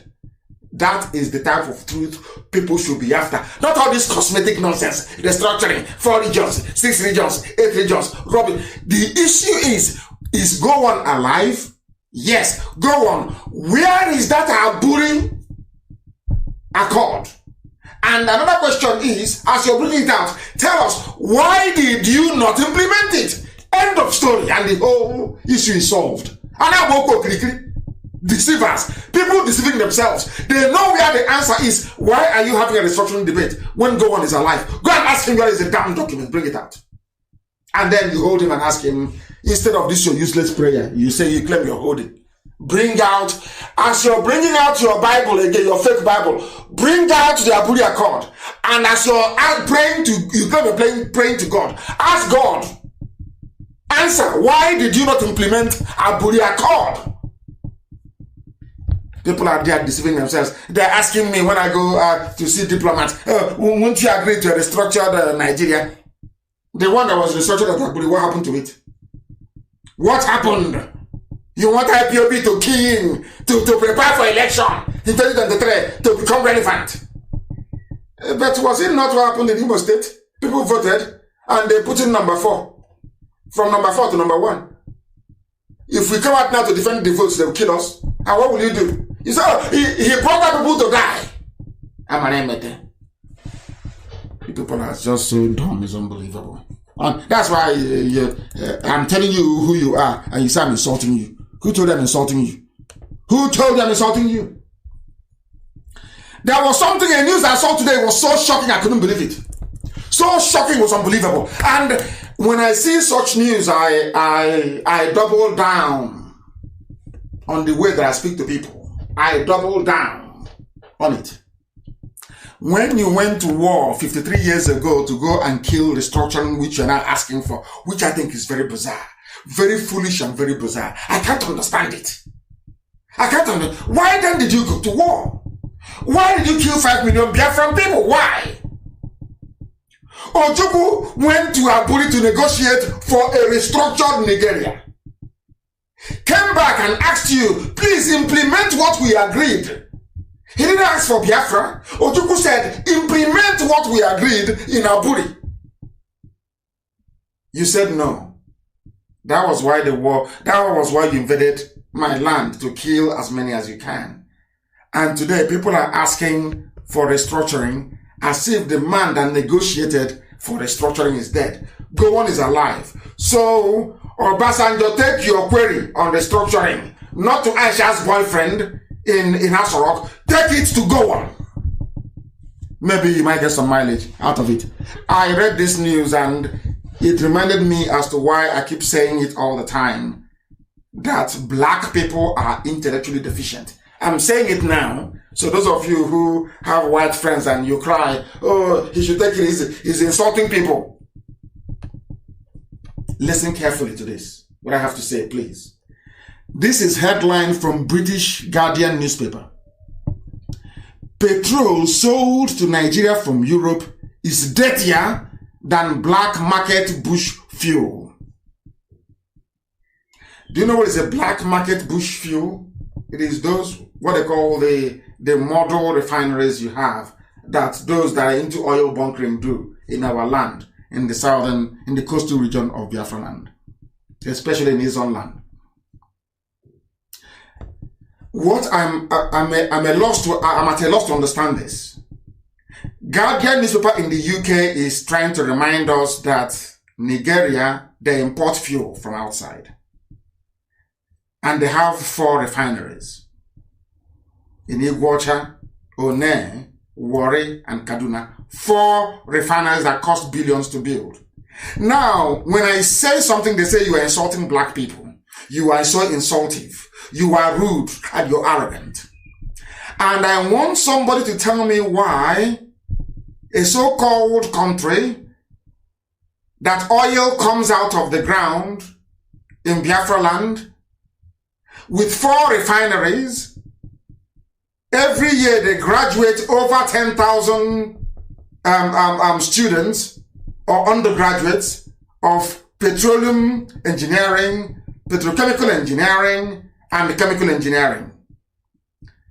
These people that are graduating, they have no jobs. Now, just follow me, please. Be patient with me. The people graduating from these universities, they have no job. But meanwhile, there are 4 refineries that are moribund.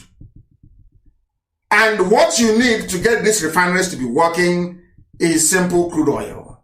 And that crude oil is coming out in abundance. In fact, it is exported to outsiders. Now, this is the funniest part about this whole nonsense. They now export this fuel to Europe as crude oil that contains everything. It contains kerosene, it contains fuel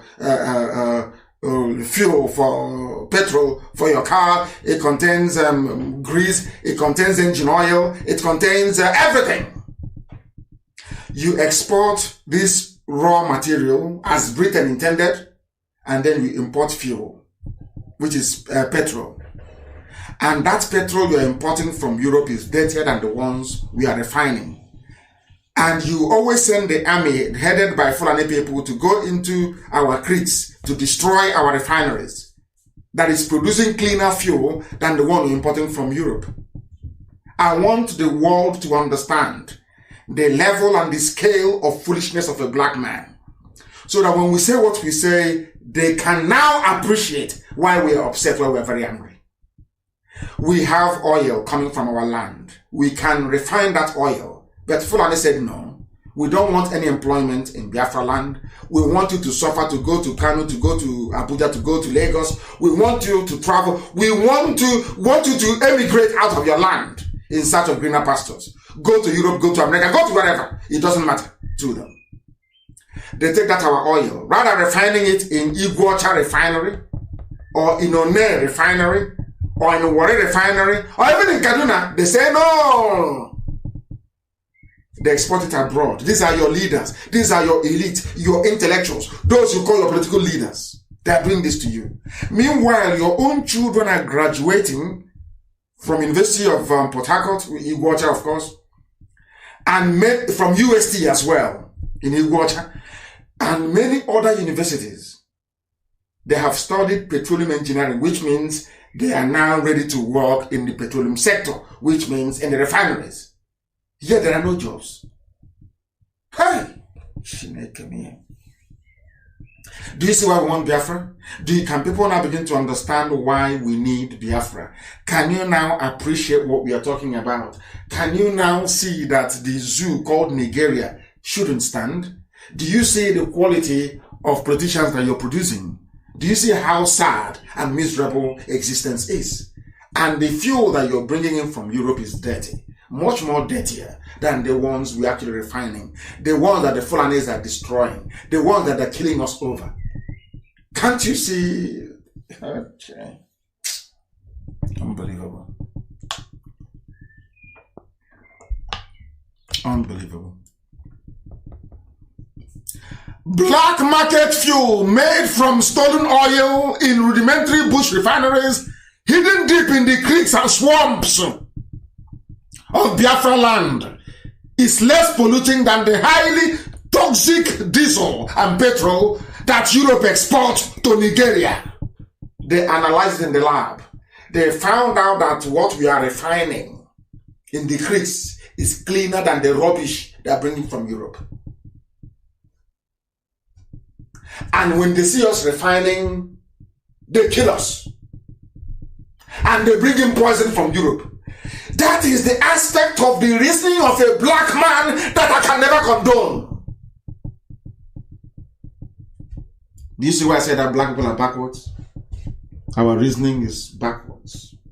Do you see why we want Biafra? People graduate from universities. They graduate and they give them a very poorly made Chinese phone. They come online campaigning for one idiot or the other, saying it's the turn of my village. Yet they have no jobs. The refinery is up the road, it's closed. The one you're trying to refine in the house is better than the one they're importing from Europe. They transport the crude oil to Europe, they only bring back one item, petrol, out of it. So all the other components, aviation fuel, paraffin and everything is now left to European colonial masters. And you come back and you claim you're intelligent. You claim I should respect you. Are you not even ashamed of asking me to respect you? That is how the zoo flows. That is how they work. Are you doing that? That is how the zoo works. That is how it works. And that is why we must do all we can to ensure that Biafra is restored. Restored in our time. Restored in our time. Restored in our time. That is the way it is. That is why somebody wrote today, I got it very early in the morning. The person that said, wonder shall never end. Those of them that believe in one zoo, one Nigeria, how market? How? I posted it. How market, I'm asking you. They have now flagged off their gas pipeline to Tunisia, to Algeria.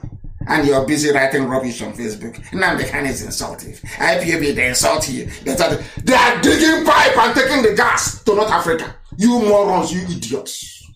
You're busy writing rubbish. Polluting everywhere with your daftness and your ignorance. Your oil is traveling all the way to North Africa. Your gas is all the way to North Africa. And you're foolishly there, as useless as ever. you're a graduate of petroleum engineering. No jobs. That's the thing you should be working on is traveling to Tunisia. Traveling to Algeria. And you're there. Campaigning for the next idiot for another 4 years.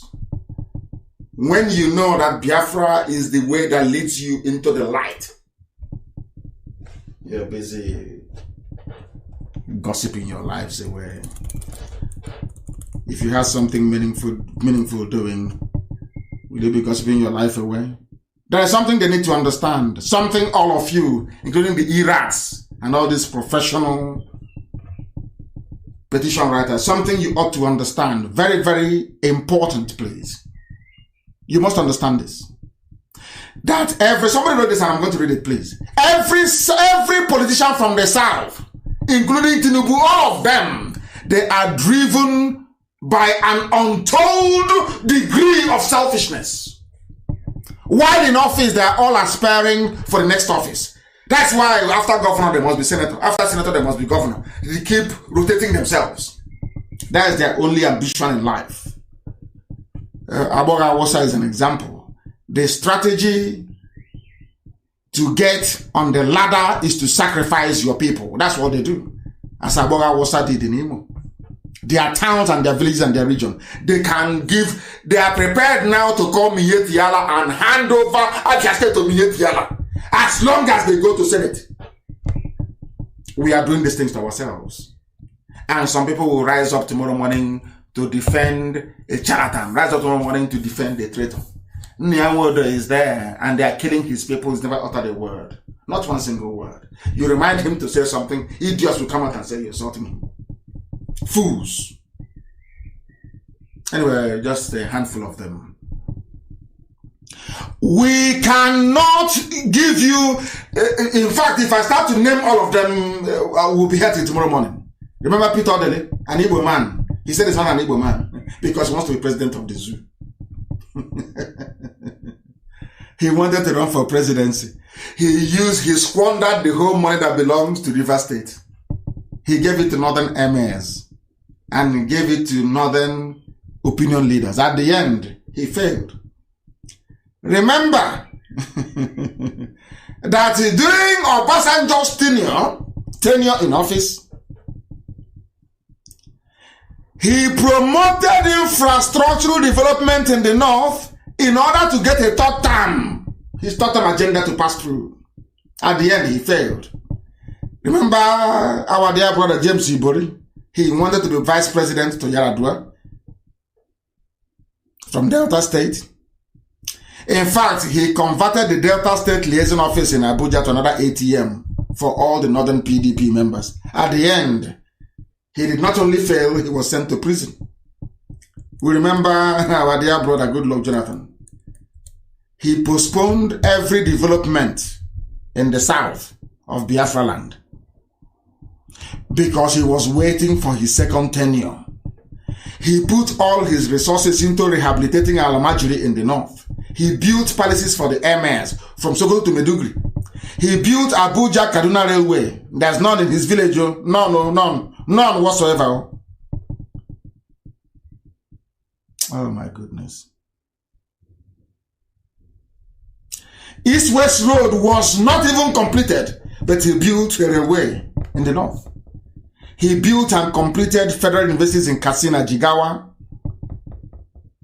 but only did foundational groundbreaking for the federal university in Bayelsa. At the end, he was kicked out of Aso Villa by the same INEC chairman that he appointed. That's how foolish they are. That's why I insult them. You can see why I insult you. I am reading out your foolishness so you can hear. Remember somebody called Ibe Kakachuku? His name is Ibe Onyekachuku, but he doesn't want to sound Igbo. So he will say his name is Ibe Kachichuku. He is from Delta. He's not Igbo, he's from Delta.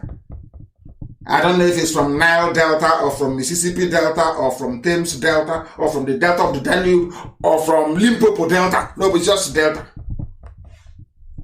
Hi, Ibe warrior. Ibe Kachuku is his name.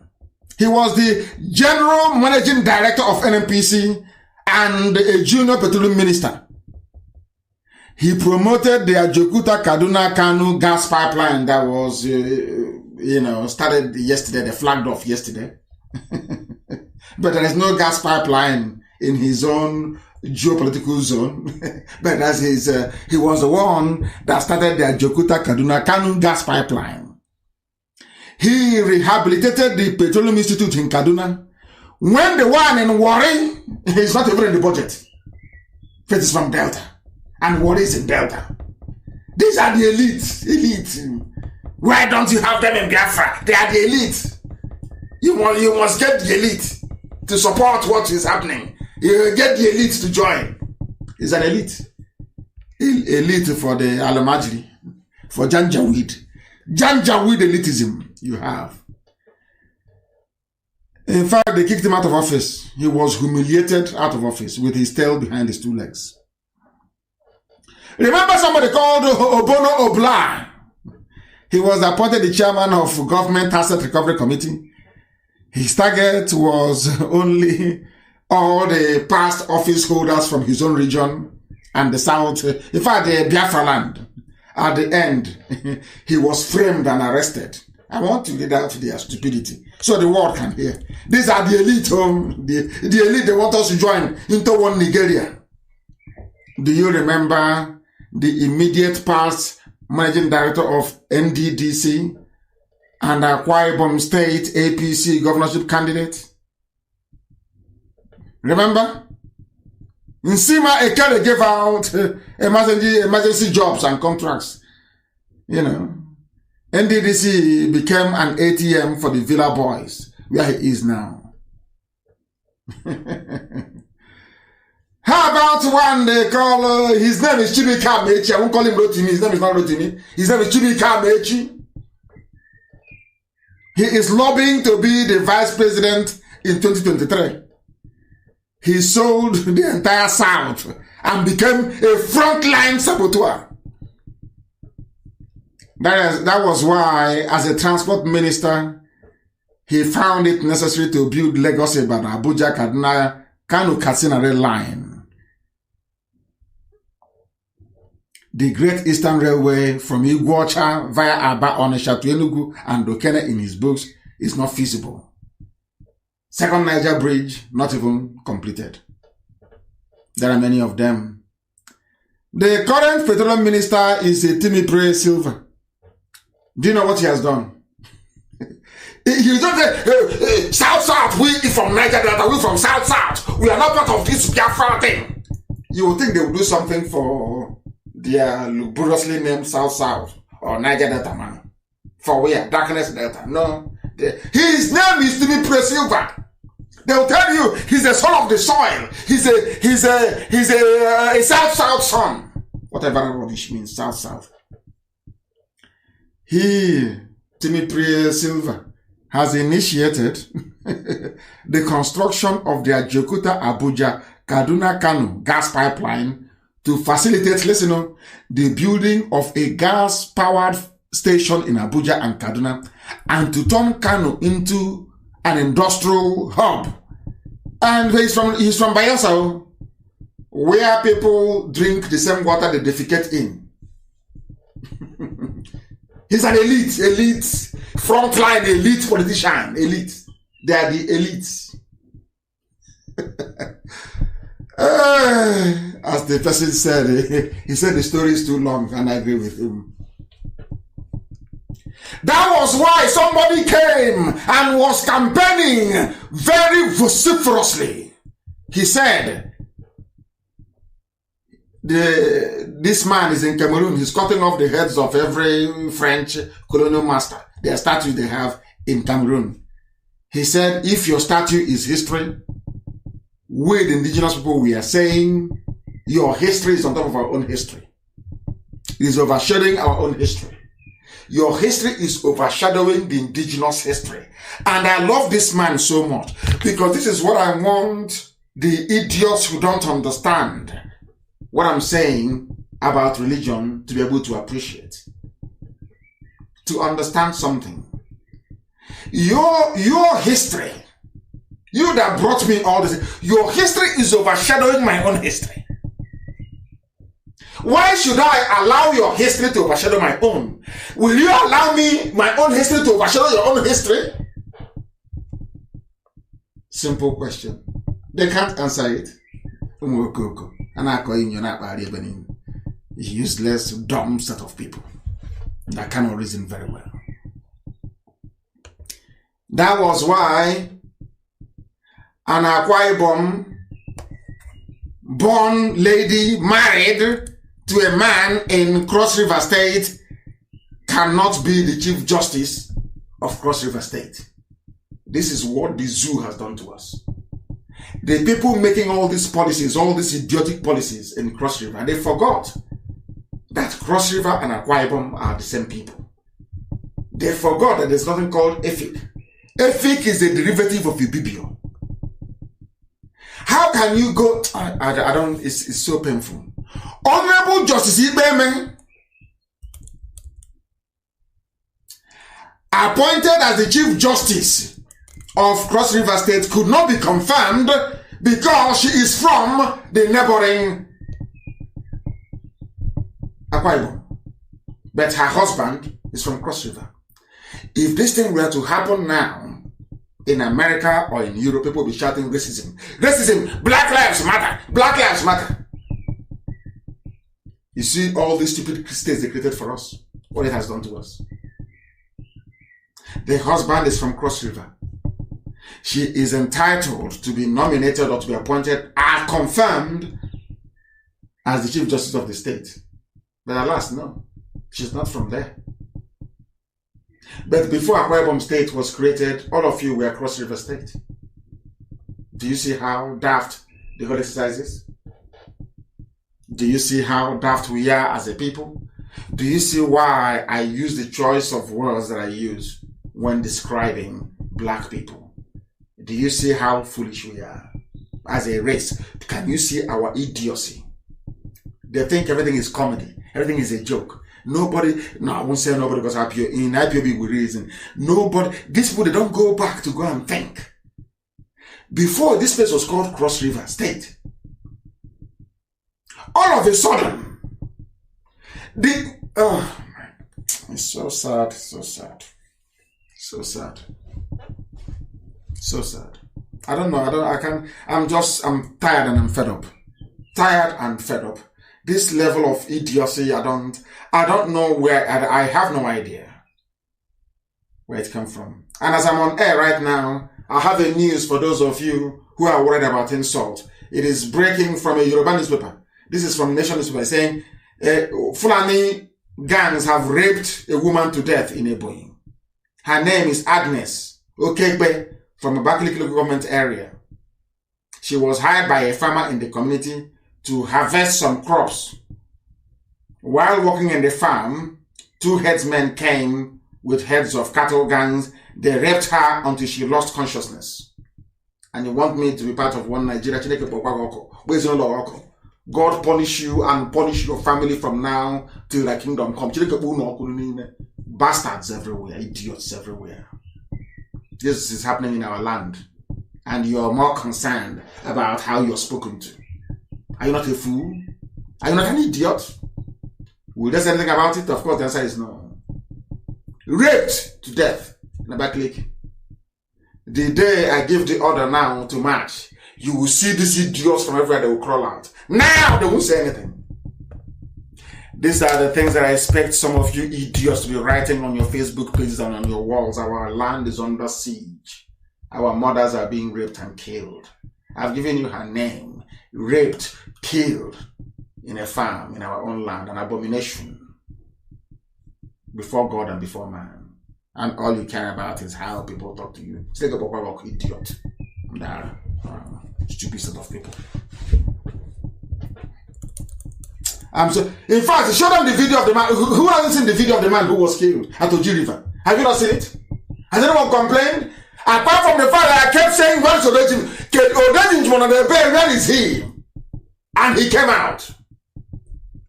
And he lamented There is a reason why I want to hear Odejinjim lament.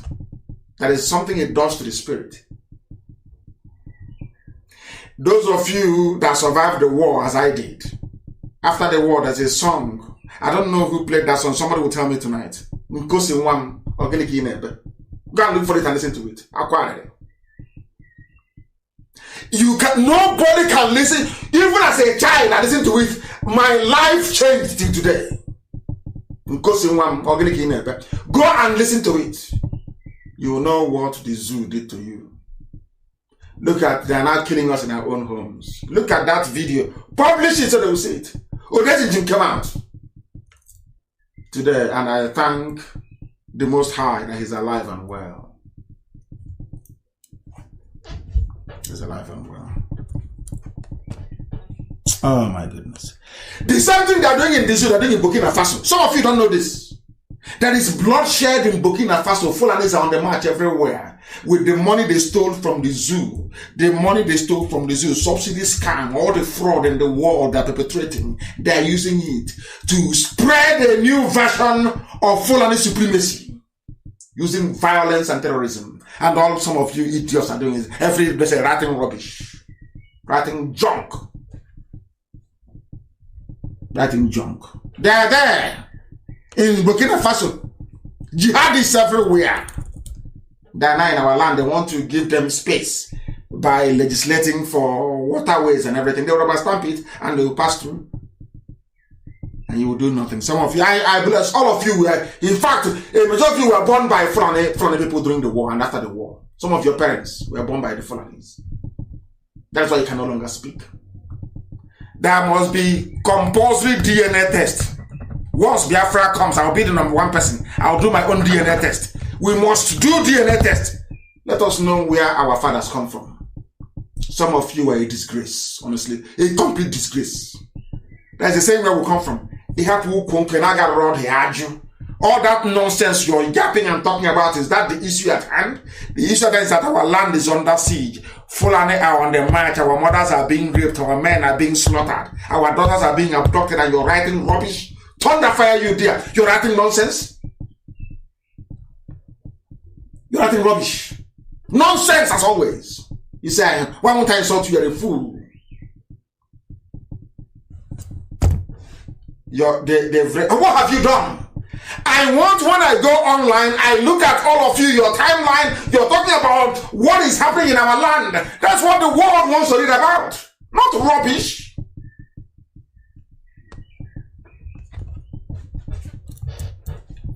Little more than 5 years ago, Burkina Faso was on the up. It was going up, priding itself as a favored tourist attraction destination for Europeans. Today, the country is sinking, battered by a jihadist revolt that swept in from the neighboring Mali, Janjaweed on the march. They rode into Niger and cast a shadow over the country, destroying it. That's what they're doing to us. Writing rubbish. Only you idiots know how to write on Facebook. Take a book, knock on there. Fools everywhere. Burkina Faso is in serious mess, is in trouble. Very serious trouble. Very serious trouble. The same way the zoo is in very serious trouble. And none of you can do anything about it. It was only yesterday that the Enugu Anglican Church, I'm sure it is Archbishop Chukwuma, now telling them, this is what I expect the useless Moto to be doing. Useless to the core. Compromised fool. Kneeling down to beg. His useless irats will not write about it. Why did you kneel down to beg to be made ordinary governor of your state? Kneeling down before Yoruba man to beg to be governor of your state. Kneeling down. You don't know the video exists. It's just I'm not a blackmailer. I don't believe in blackmail. I'll release it. I don't believe in it. Anything I say is gospel, and they know it's the truth. Every word I utter is gospel. I told you Burata is not coming back. I told you, what's his name? Osibajo is missing, presumed dead. I told you Asorok is empty. It's empty. You can camouflage it. You can pay as many people as possible to write. I'm writing to Buhari. Buhari must respond. It's rubbish. You know Asorok is empty. You are all deceiving yourselves, hypocrites. All of you are hypocrites. The Janjaweed Nam you know para. Fulani, they are like a parasite. There is this parasite, I don't know. It's like a fish, but it's not a fish actually. I don't know what it is. It latches onto a fish. They keep sucking that fish until there's no more blood left in it and it will die.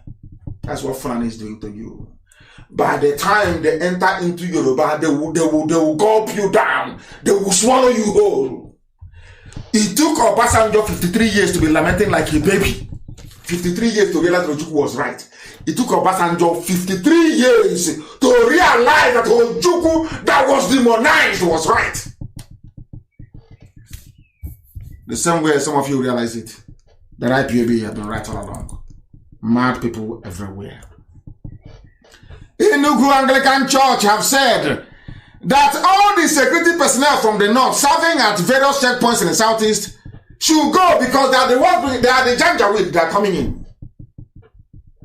They are the ones making your life a misery. Why can't our people police our land? You go and bring the Fulani man to be commissioner. Oh my goodness. I'm so upset sometimes that I don't know. I'm so upset. They can't say anything. Just to be talking rubbish. Insecurity everywhere. Insecurity everywhere. Everywhere. People are suffering. People are dying. And all they do is say, 2023, who is your governor? Have you seen Edo State? Oh, is Obaseki there? Is he winning? Is he leading? Blacks are useless. Especially the animals from the zoo, Nigeria. I don't know what they teach them in their useless universities. Only God knows. Only heaven knows what they teach them. But they come out more useless. They come out more foolish. They come out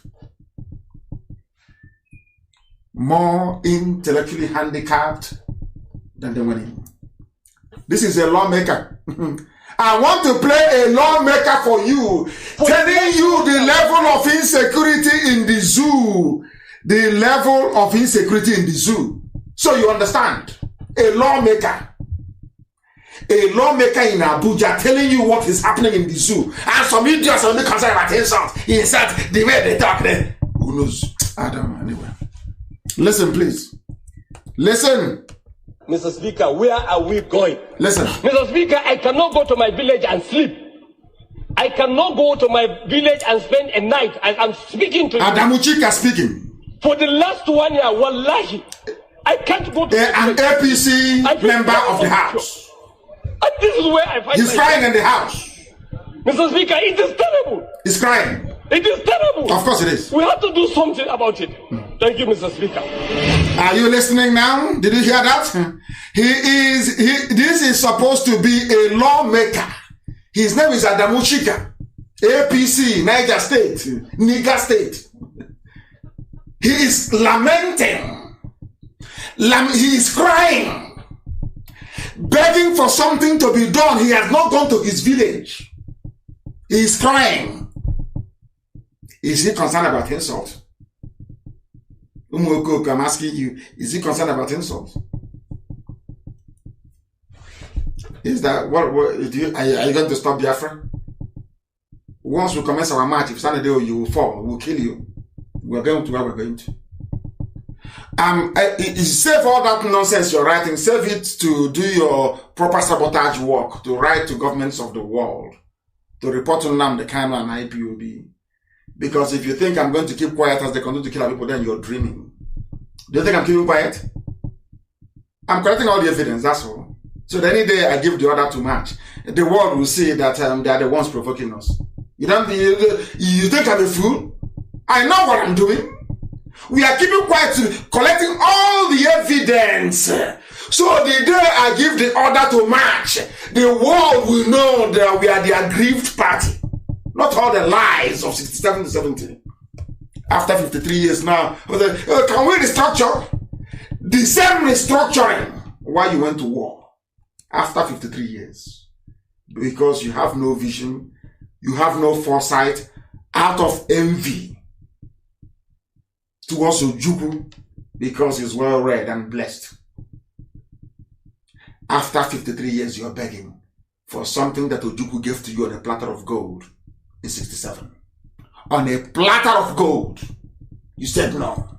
Out of your envy. That is the thing about the enviousness of a black man. It is blind, it doesn't see. When some of you now, 2 or 3 of you, are writing your usual rubbish in defense of Ndara.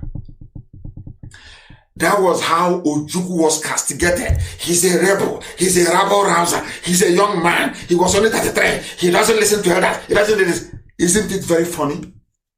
That after 53 years, those that claim they know they are begging for what Ojukwu gave them on a platter of gold.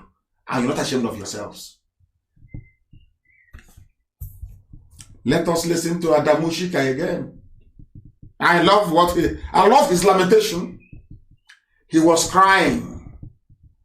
That is the zoo for you.